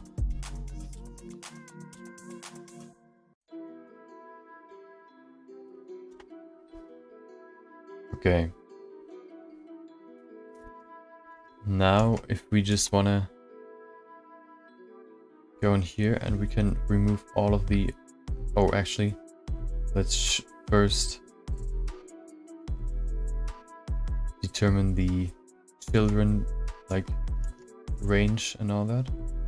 So we can go in here, simple, change the radius. Okay.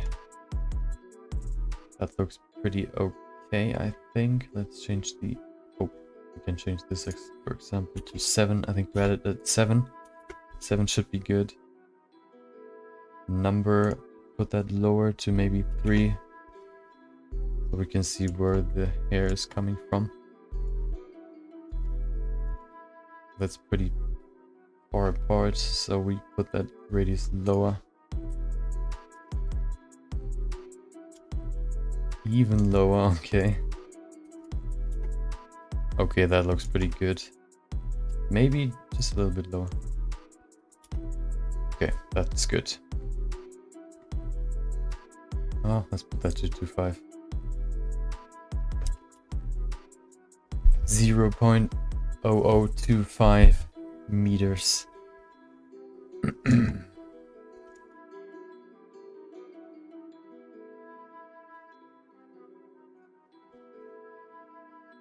Okay. Now, let's adjust the settings some more, so we have all the settings set. Change the clumping.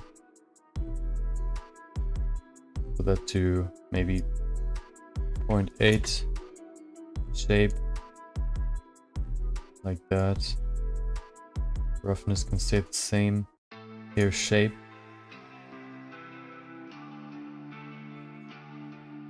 Negative 0.25. Root can, I think it was like 3 or 2.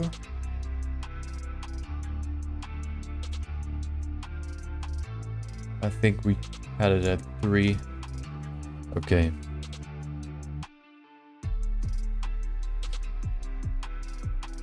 Tip can stay at 0. Actually, we will put it at 0.5. Oh.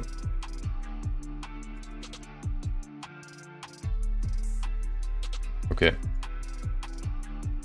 Change color. Nope, we have to unlink that first. Now we can change the color. And now we can work on these eyelashes.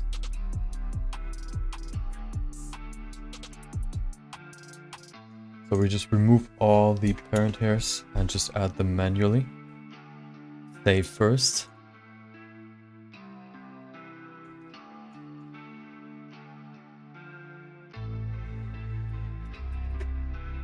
Okay.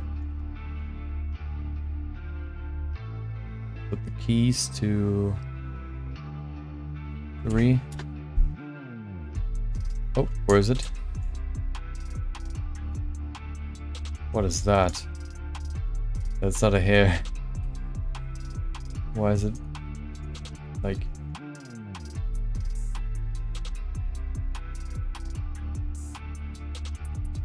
What is that? Do I have symmetry on?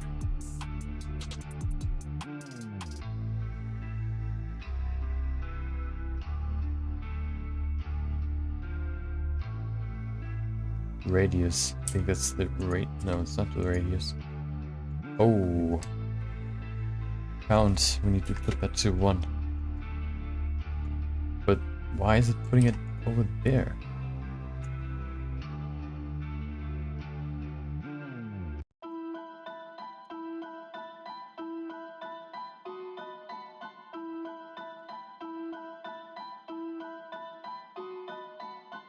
What is happening? Oh, I think I know why.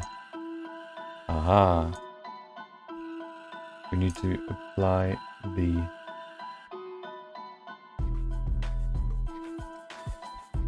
Now we can work. Hopefully. Yep, okay. We forgot to apply the modifier. Change the keys. The keys are at 3. Isn't that enough?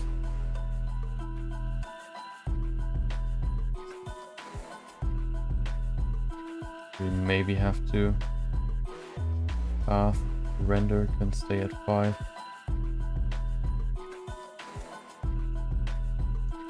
Why is it 4? Okay. Something's wrong. Oh, I know why.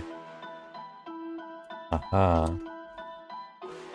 It's because we have to switch to this selection. There are 3 different settings, just seeing the overall hair, seeing the individual keys or segments, and then seeing just the last segment.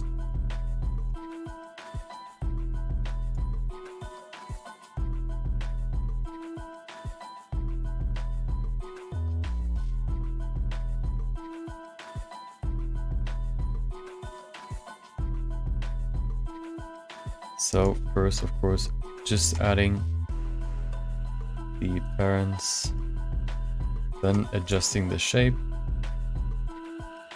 and then doing the same at the bottom.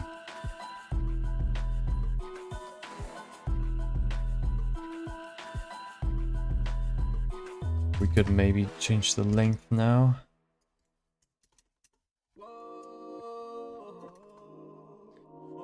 Go to length, shrink them.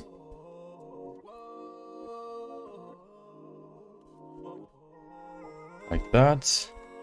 Maybe even shorter, like that. I think they can be longer over here. Oh. Let's pull them straight first and then we can see.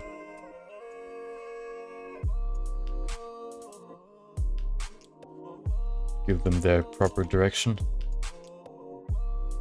Not all of them just point forward.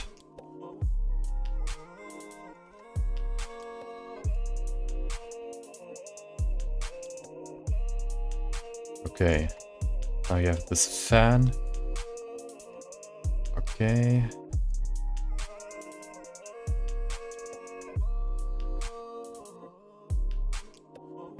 Let's pull them up now.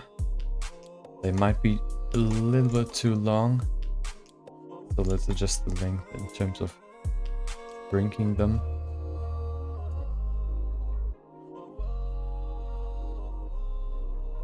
Tiny bits like that should be enough. Now they might even be too short. We'll see. Like it's an easy process and it's easy to do again or like fast, but it's still annoying to do the same thing you just did for like an hour. But now you can do it in 15 or 30 minutes, so it's not too bad.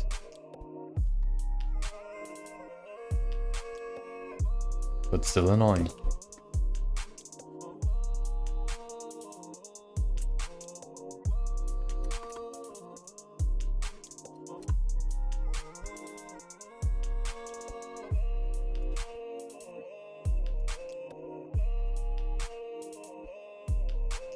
Okay, adjust them to the other hairs that I've already adjusted.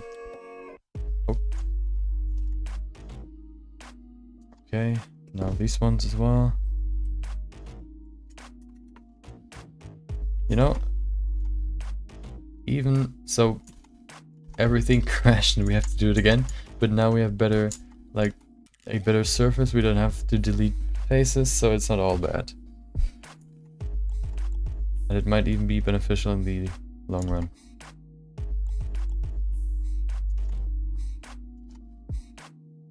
Okay.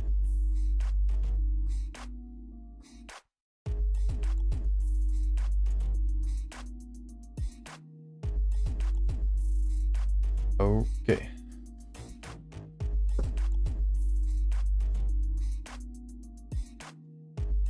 see, we could maybe adjust them.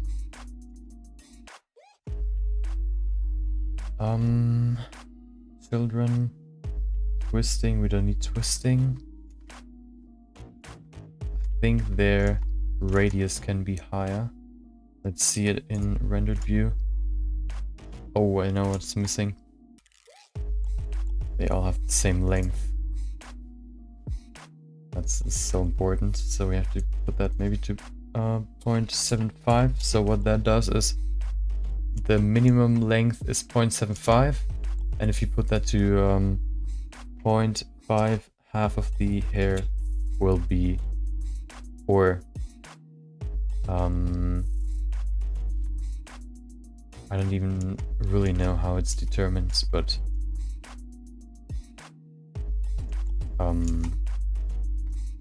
like you can determine with this threshold how many of the hair particles or children will be affected by the length change.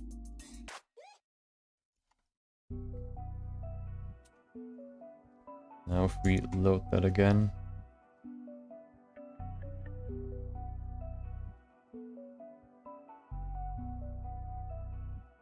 Okay, that's not too bad. We need some more here for more density. So we'll add some more. And then we're almost already back at our original spot. So it doesn't take too long. So don't get discouraged too badly when you like lose progress. At least if it's not like a whole project. I've never really lost like a whole project. Like the file is like corrupted or something. But I can imagine that's pretty bad. I think if I would like work on a character for like hours and then it just gets deleted, I wouldn't do it again. I would just make something else. I would not do the same character again. Because at that point I would probably basically finish it. But I just don't have the end product. So I can basically just go to the next project. Okay, let's see if that's enough.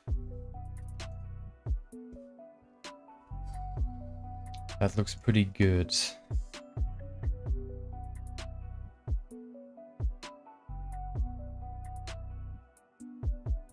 We could maybe add a few more on the outside just to give it some more density. Because this part is really dense. So we'll just add a few more right there and right there. Maybe one right there. And that should be enough.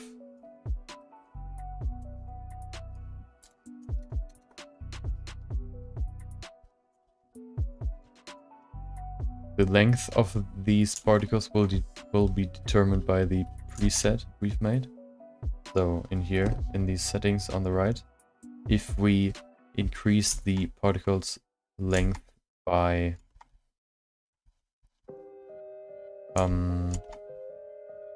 using the shrink brush, as you can see, they're longer than the other ones are, just because we've shrunk them down.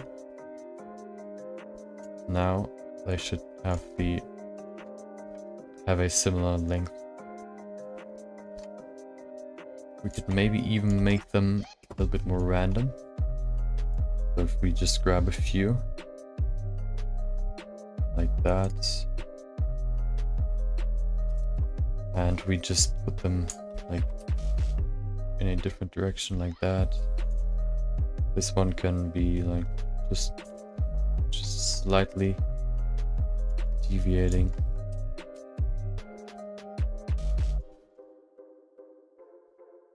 Like that. We'll add some more randomness, which will hopefully look better. Okay, let's see.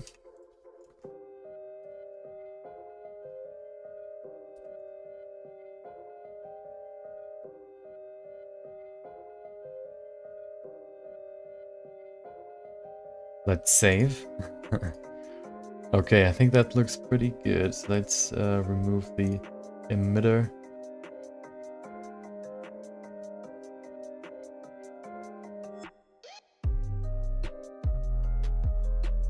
Look at that. That looks pretty good. That's nice. Okay, let's do the lower part and then we can actually do something new. So the other side.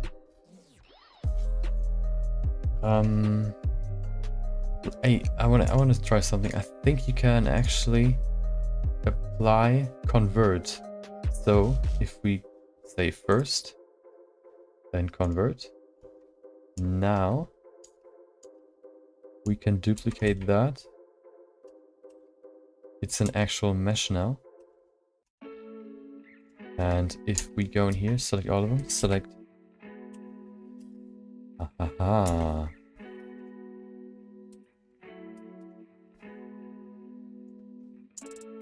Oh.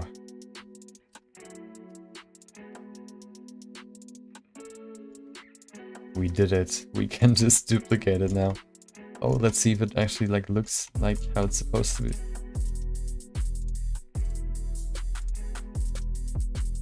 There you go. No, wait, they're way thinner.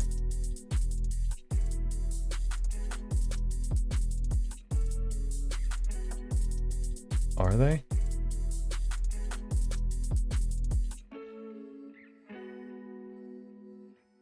Yeah, that nope, doesn't work. Okay.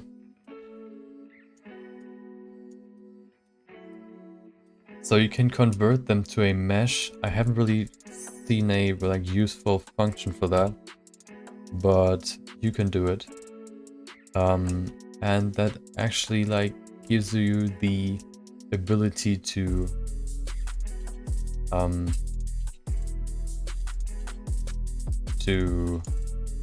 mirror them, but it does not look good, so we don't do that. Let's do the lower part and then we can move over to the other side.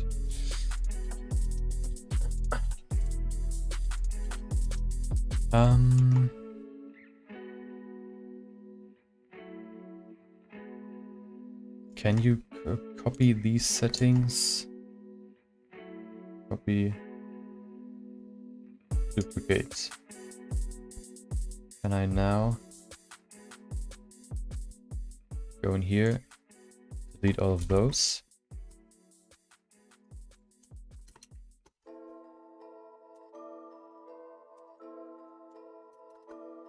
And remove them.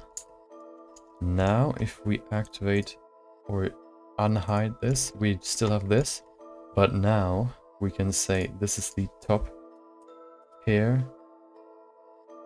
So, yep. And this is bottom. Now we have different settings for the top eyelid and eyelashes and the bottom eyelashes. So we can go in here and, for example, add a few to see the changes. Just add a few right here, like there.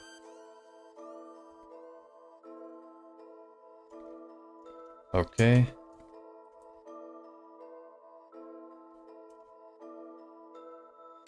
Pull them straight so we see them actually.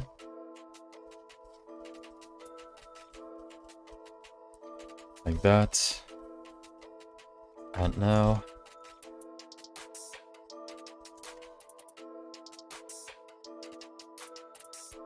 we can adjust the settings. First of all, we'll change the length. These ones have to be shorter, way shorter.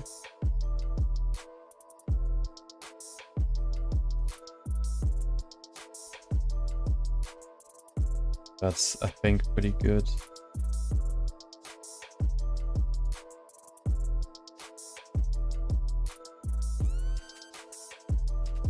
Okay, now let's adjust some settings. For example, let's adjust the radius.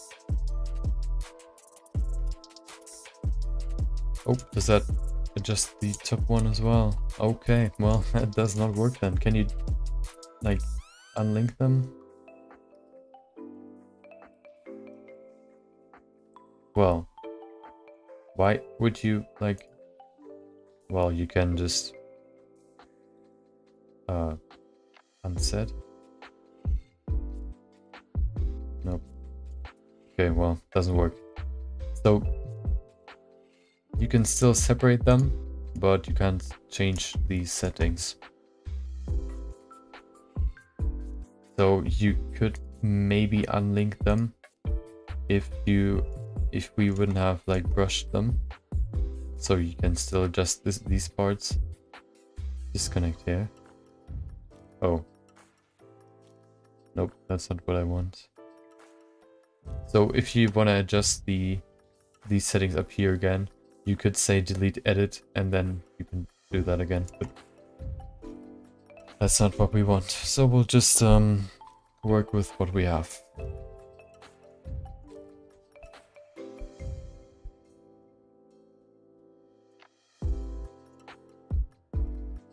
We'll just pull them down like that.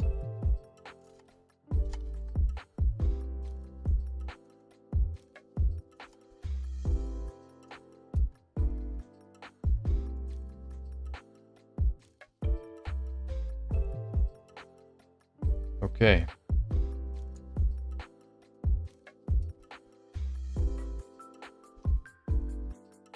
Let's see.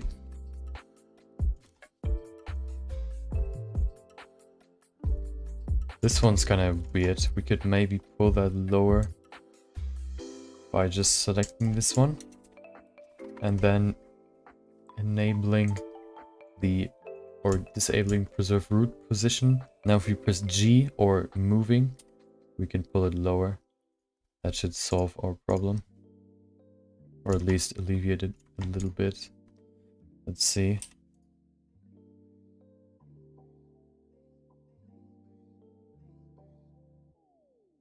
These ones are too close to the eye.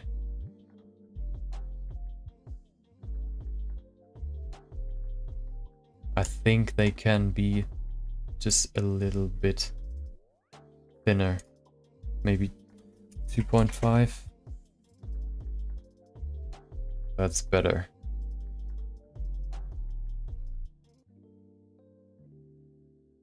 Okay.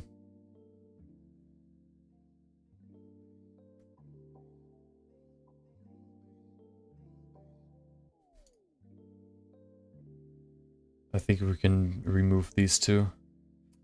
They are too far into the middle.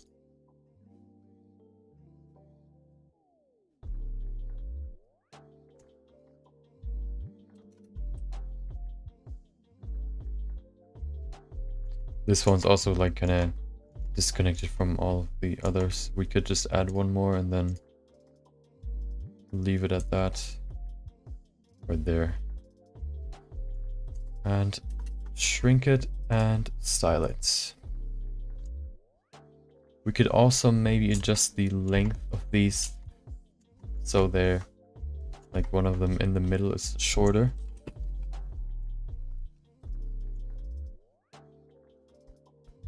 For example, we could say we could also make them like deviate from the general flow by doing stuff like this. And also shrinking some of them.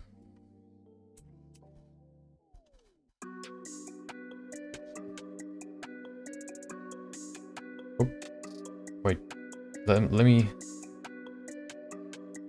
Oh, we have the wrong tool. Okay, let's shrink like this one, and this one, and this one. Okay.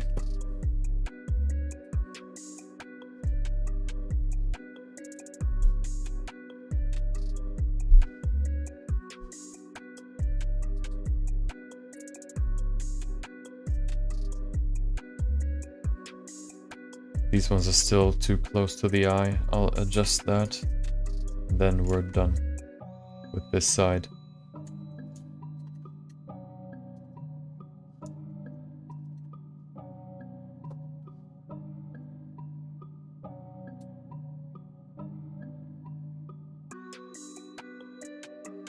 This one's still pretty close.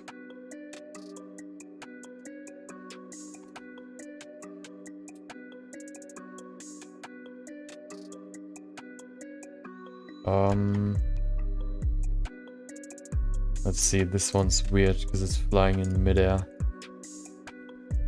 And this one can be lower as well. Let's just lower these three to be sure that they're not like acting up.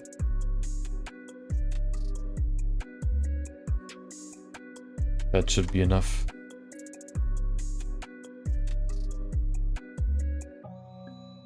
I don't even know what crashed the whole thing the last time.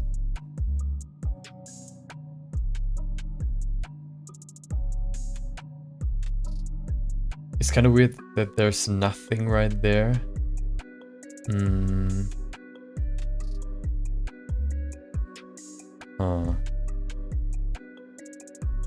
We could maybe add a few.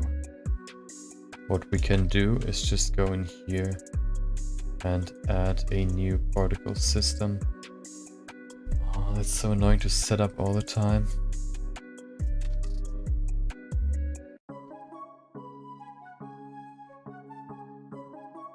What happens if we just delete? Okay, well. Nope, that's not what we want. But can we then... We could...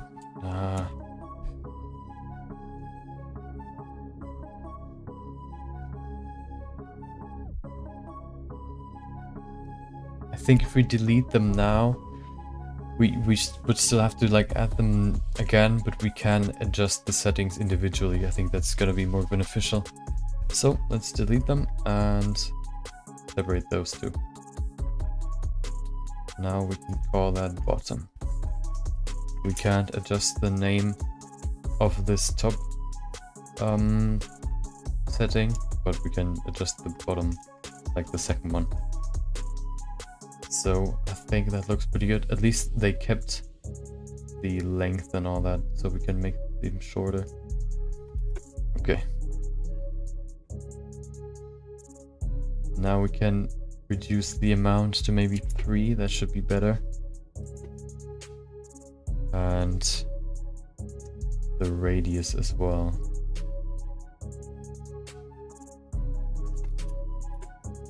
That should make it look better.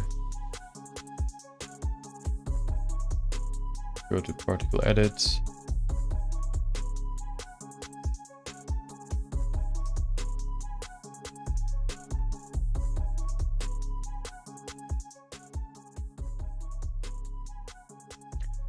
And add some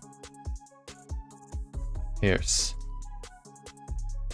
Just to see how they look first, and then... Okay, yeah. Let's see them in rendered view.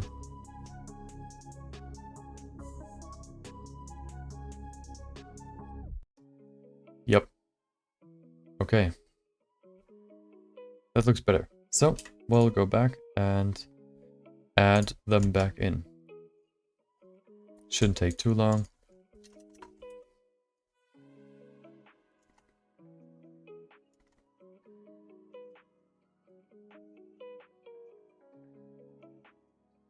Maybe we can add some more now over here as well. Just so it doesn't look like super empty. Okay.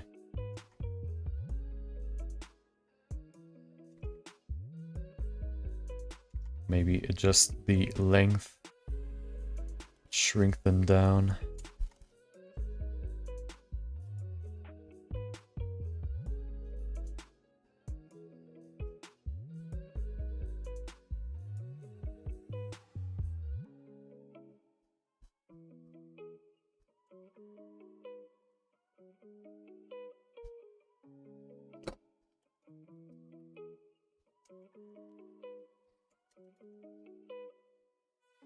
Reserve root position.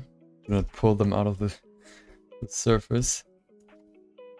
Very important.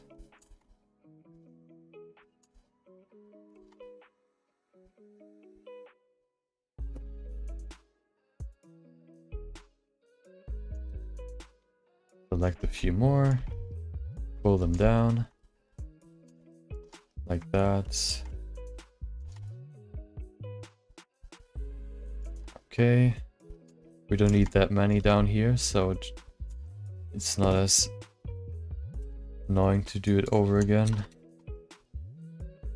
And if it's gonna look better in the end, I'm all for it. Okay. Let's see.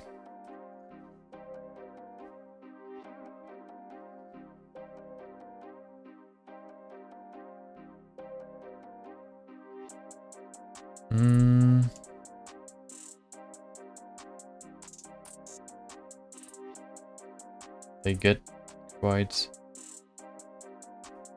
I think there's like a setting somewhere if you activate a kink, like for example wave, put that very low, like maybe even to 0.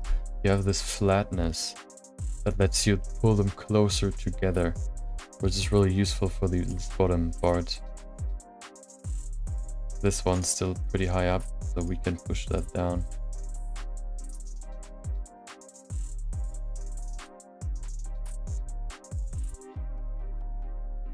Okay.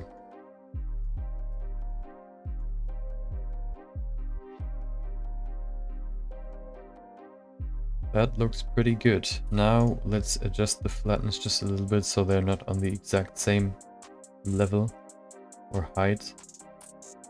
Where is it? There it is. More like that. That should be good. We could maybe even increase the length difference. Okay.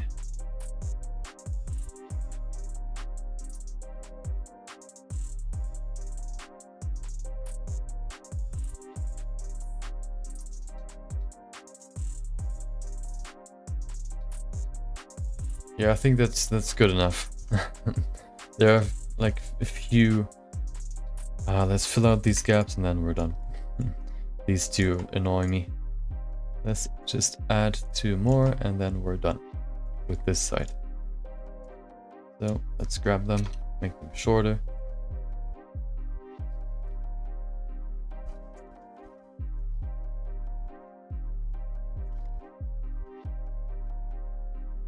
Pull them down and they are practically done.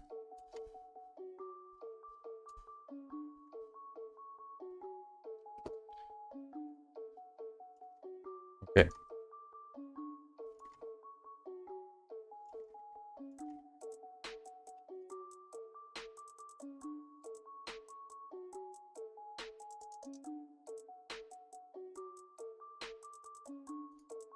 I think that's enough.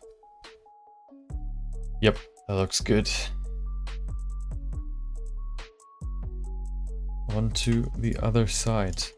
Let me just quickly like Google if there's any way to duplicate or mirror those so we can save some time.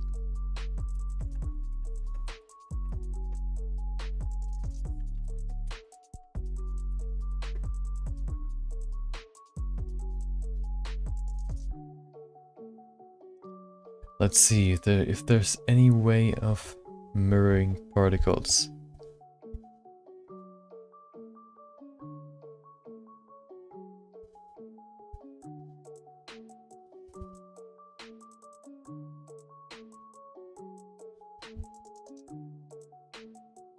Okay.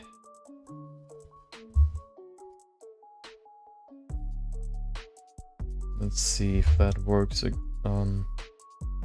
Mirror. Pull that above. Whoa. Why is it only on one side now? On the other. It's just... Okay. That's definitely not gonna work. Well, let's do it then, just on the other side. I want to see what happens if we turn them into a mesh.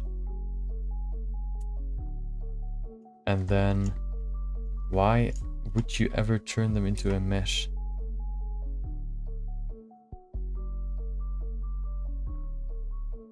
They aren't even like a mesh actually. Can you give them thickness? No.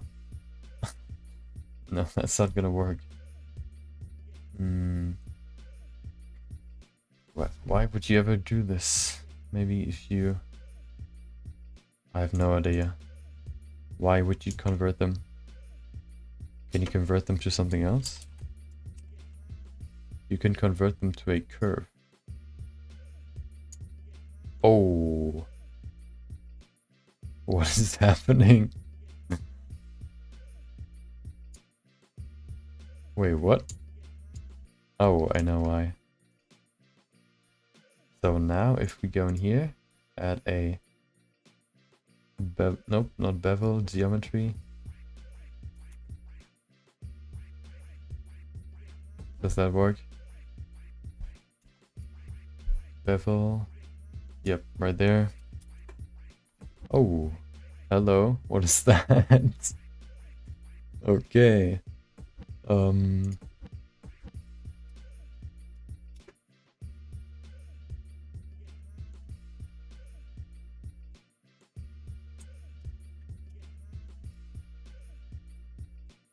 I mean, you could make something out of this, but I don't think it's gonna be like eyelashes. They look pretty good, but do they have this? No, they have like this even thickness, which is the problem. Maybe you could utilize it. Let's see if we just select the last bit.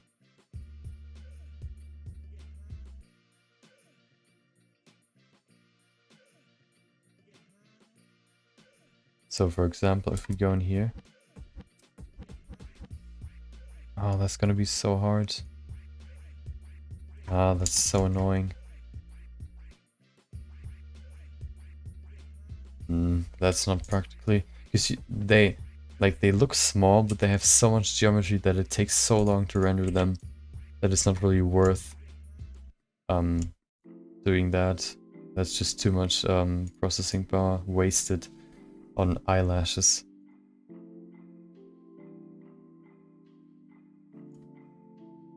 Let me have a quick look if there's anything else we could do.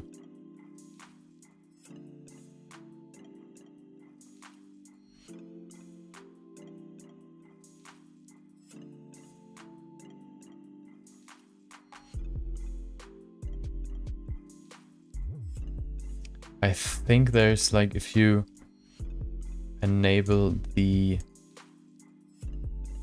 Go in here, you have an X mirror, which doesn't work. Well, then this doesn't work either. So we'll just have to do it, I guess.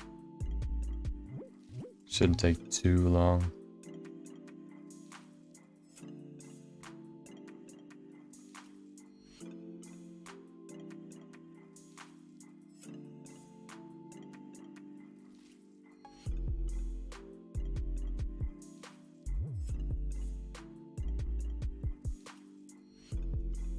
Okay, that should be good for now.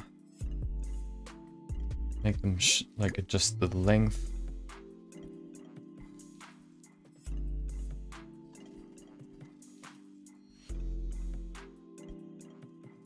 At least, like, let's pull them forward first so we see the length actually, how long they are. If they point downwards, you can't really see how long they actually are. Shrink them down, just not that much. These ones maybe, like that. That's a good shape. Now we can pull them to the actual direction, and then we can pull them down and up.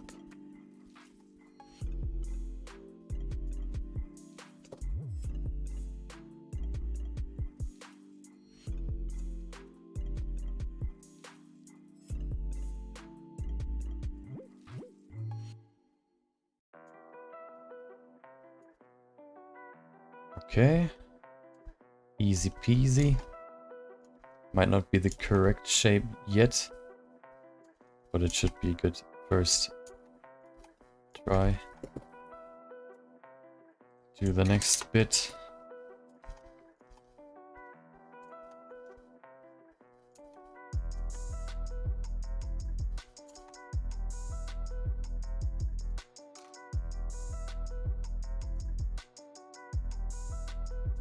Okay. That might even be a little bit too long.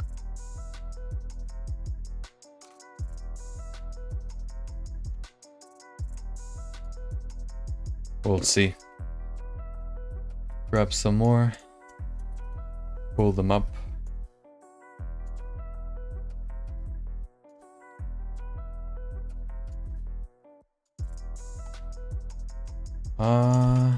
Let's leave it how they are now and then do these ones and then see if we have to adjust them. If not, we're already done with the top half. That would be pretty cool. Okay, let's see. Oh, I think they're too low. Or actually, are they? I think they're even shorter than the right side. I think that's just because we have to make them higher, put them higher. So let's adjust that.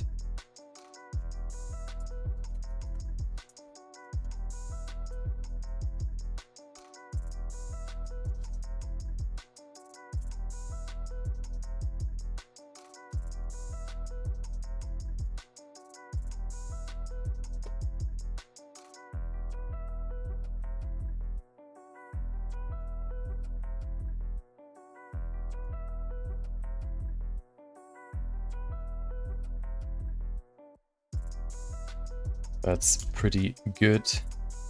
Not too high.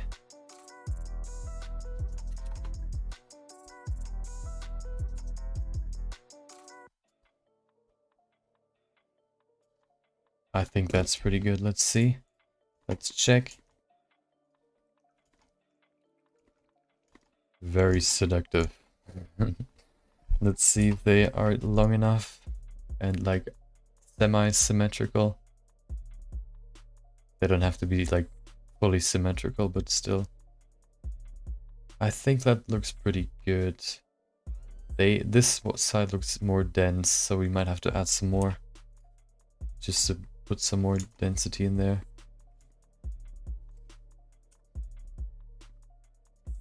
If you ever like zoom into something and you have like, you struggle to move the camera.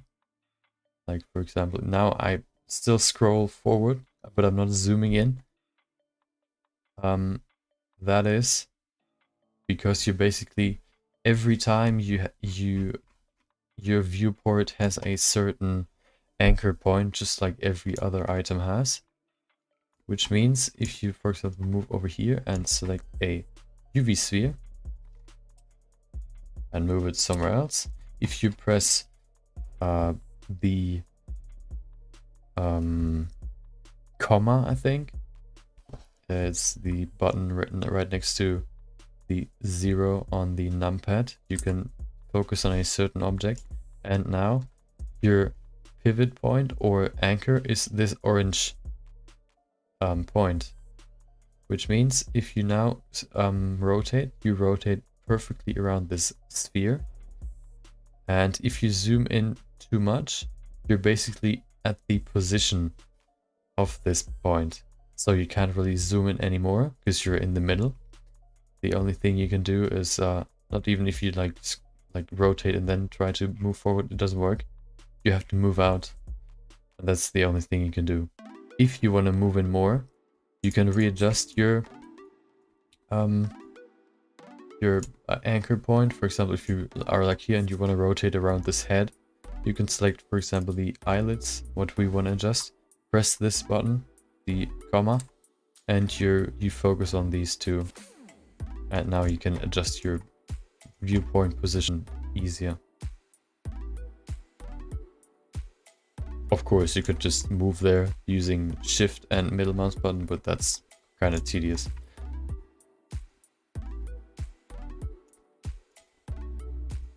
Okay, let's just add a few more and then we have enough.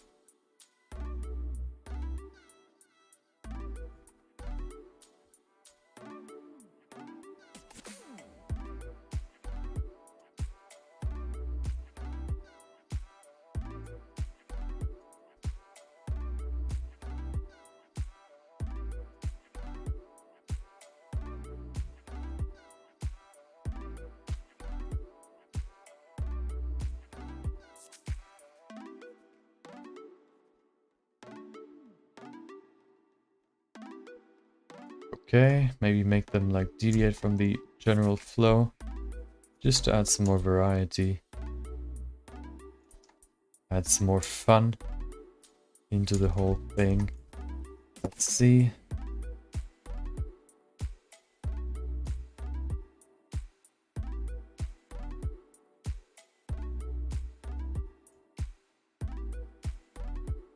I think that looks good. Now let's do the bottom part.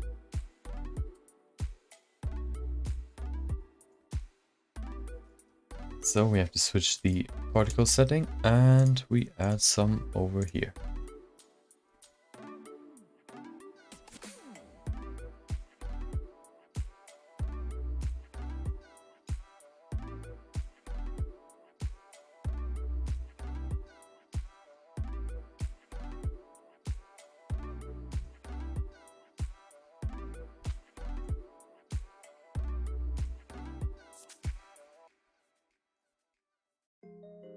Oh, that's too small. Maybe we could make it short like that. I don't know if that's too small, but I think that's pretty good. Now let's move them down. Give them their first shape, and then if we have to adjust, we can still adjust.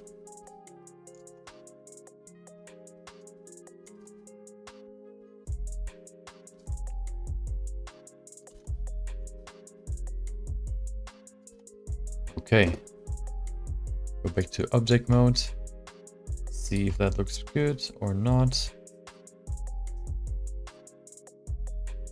Updating. That looks pretty good. I think that's enough. Yep, that looks good. We finally finished the hair.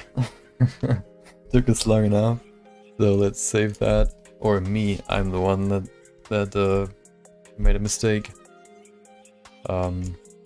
So what we're gonna do now, we're gonna start adding the water. So let's get that in here. Where is it? The plane right there. Let's actually sort some stuff out. I wanna keep everything sorted. What is this? These things. Let's pull them into geometry as well. Hair layer. Oh, I know. This one as well. Geometry, and now everything's sorted. We don't even need this anymore, so we can delete it. That's the plane. Put that to water.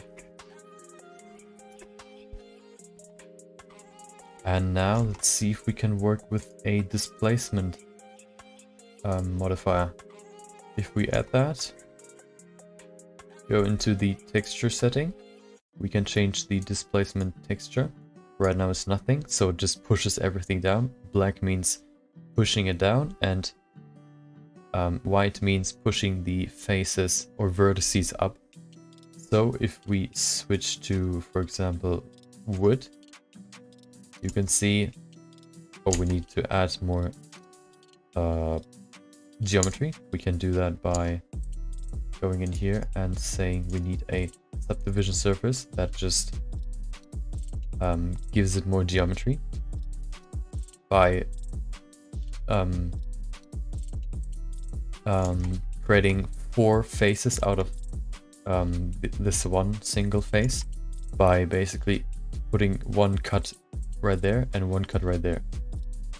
And if you subdivide one more time, you basically cut the faces you've just created, these 4, twice, which means you get 12 faces, I think. So if we increase that to 5 maybe, we can get some more geometry. Maybe we can apply that and add another one. We don't even have to apply it, we can just add another one. Pull that above that, and we have pretty good geometry. To make it less like sharp, we can just smooth it out and adjust the texture. Let's use something more water-like. I would like to use... Why is it not changing? I need wood, because that's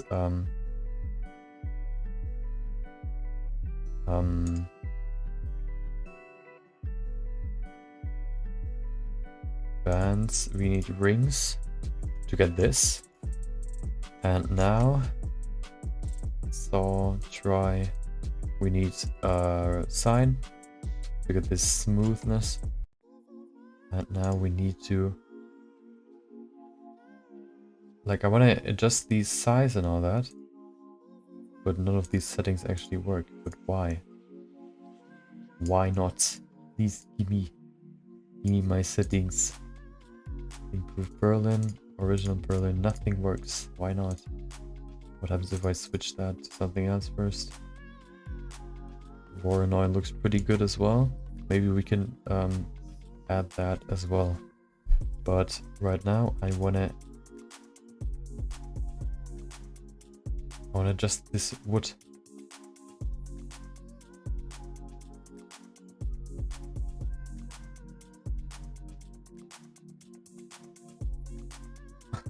Just blocks, okay. Cell noise. We could... So I want to get these waves like coming out of her or from her head. That's what I'm looking for.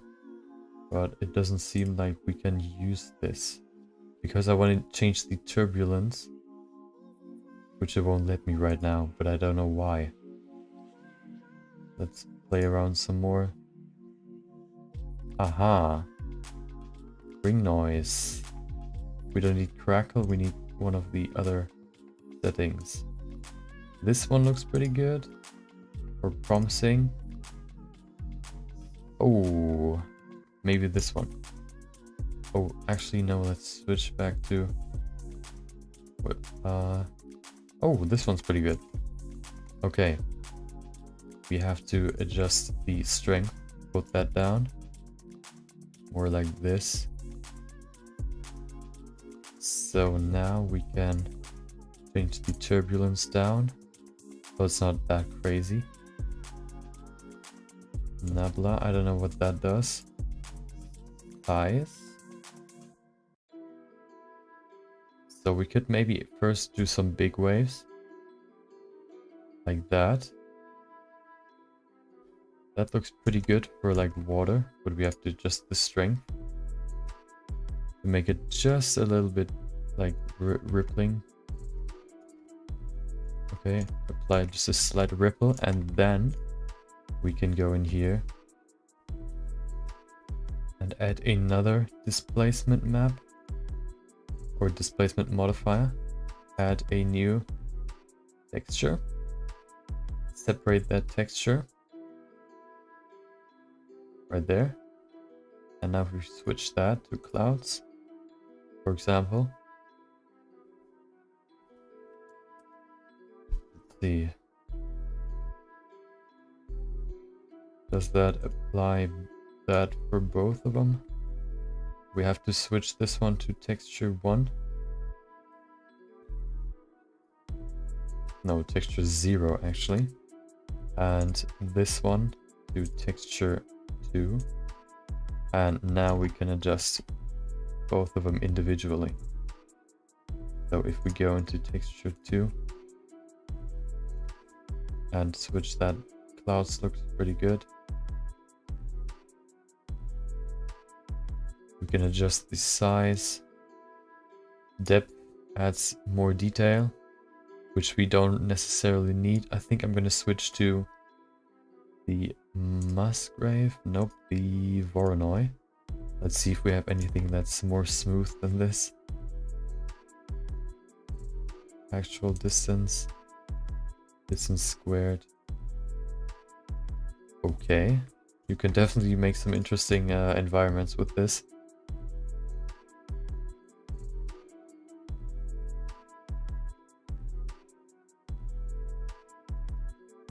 I don't think that's gonna work. Maybe we should use clouds.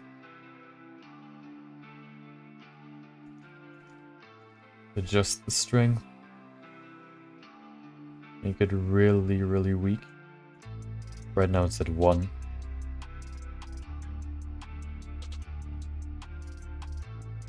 Wait, why? Dude, you're... Okay. Now it works. Okay.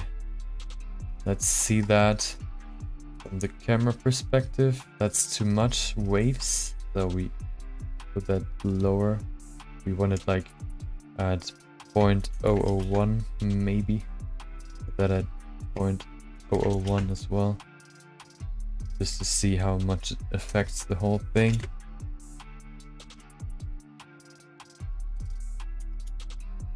Okay, just slight movement. We can add a little bit more using textures.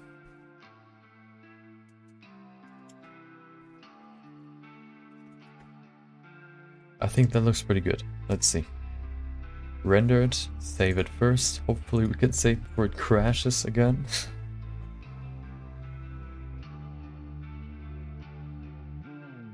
Okay. Now.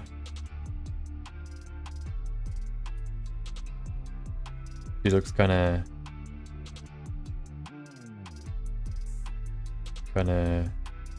annoyed right now. Maybe we could change the camera setting so it's not as flat. We put that to 50. We have to zoom in. We should also adjust the overall frame so we have the same aspect ratio. Or actually, like that's a weird aspect ratio. I don't know if I would use the same. I think not. I think using what we have right now is pretty good.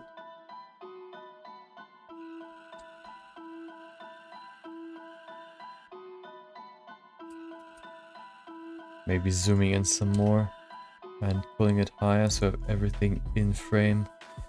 That should work pretty well as well. Save it. And actually adjust the water. Give it some water-like features.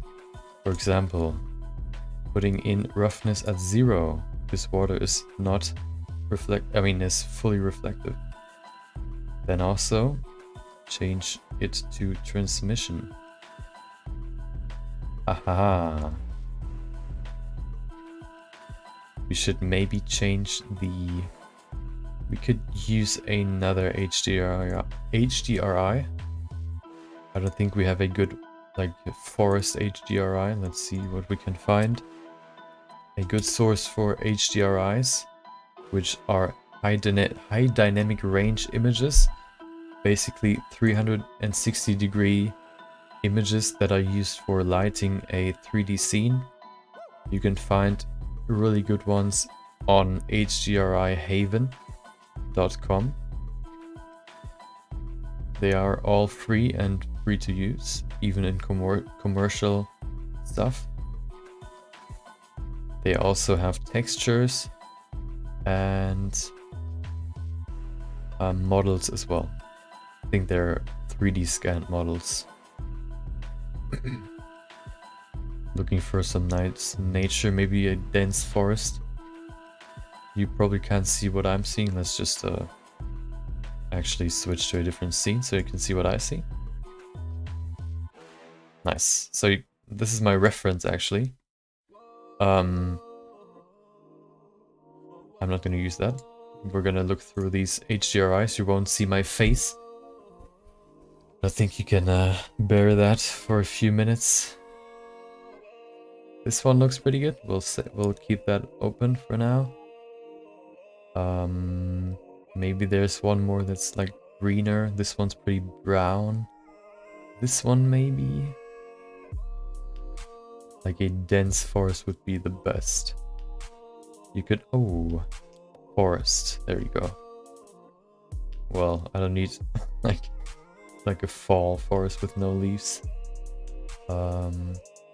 This one is pretty open.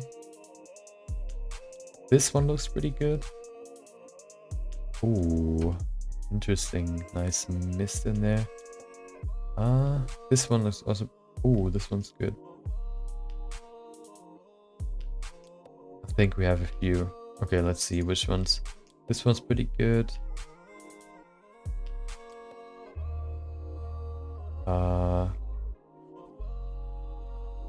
This one's I think still too open because the middle part is white and you can see the sky. Okay, I think that's pretty. I mean, we can just download all of them and see what's best. So we can go in here. We don't need this anymore. This as well. Okay. We can just go in here and then say we need 2K. We don't need anything higher than that. Because we won't see that in our scene. Not even in the reflection, we'll adjust that. So we can save that into my resources HDRIs. Waterfall. EXR. Why EXR? I mean, download that. Maybe they adjusted their file like. Okay, this is an HDRI. I don't know why the other one was an EXR. You can also see some people who use that exact HDRI in their pictures or models. If you want to like see how some people implemented them in their scenes. And let's see.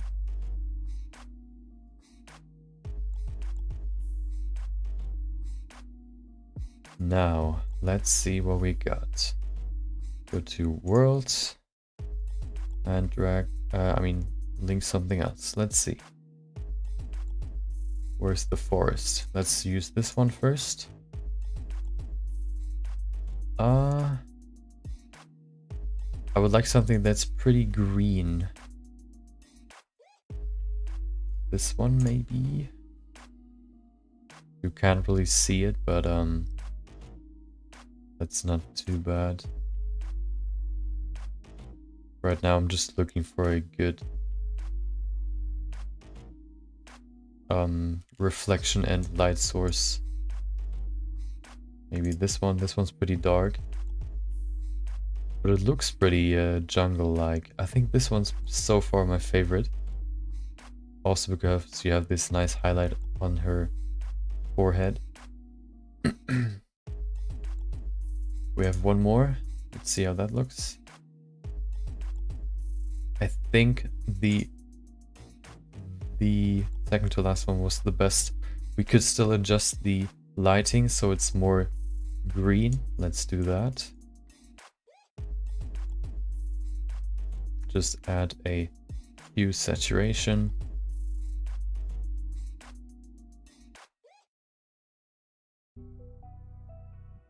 Okay.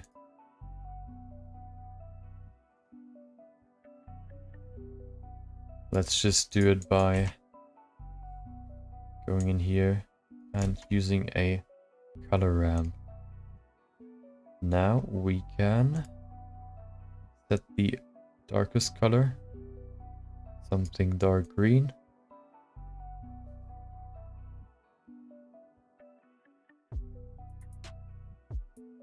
This one's the lightest color, really bright green. Okay, let's see. Let's adjust these settings. Maybe this one can stay white, but we can add one more. Make that like a light green.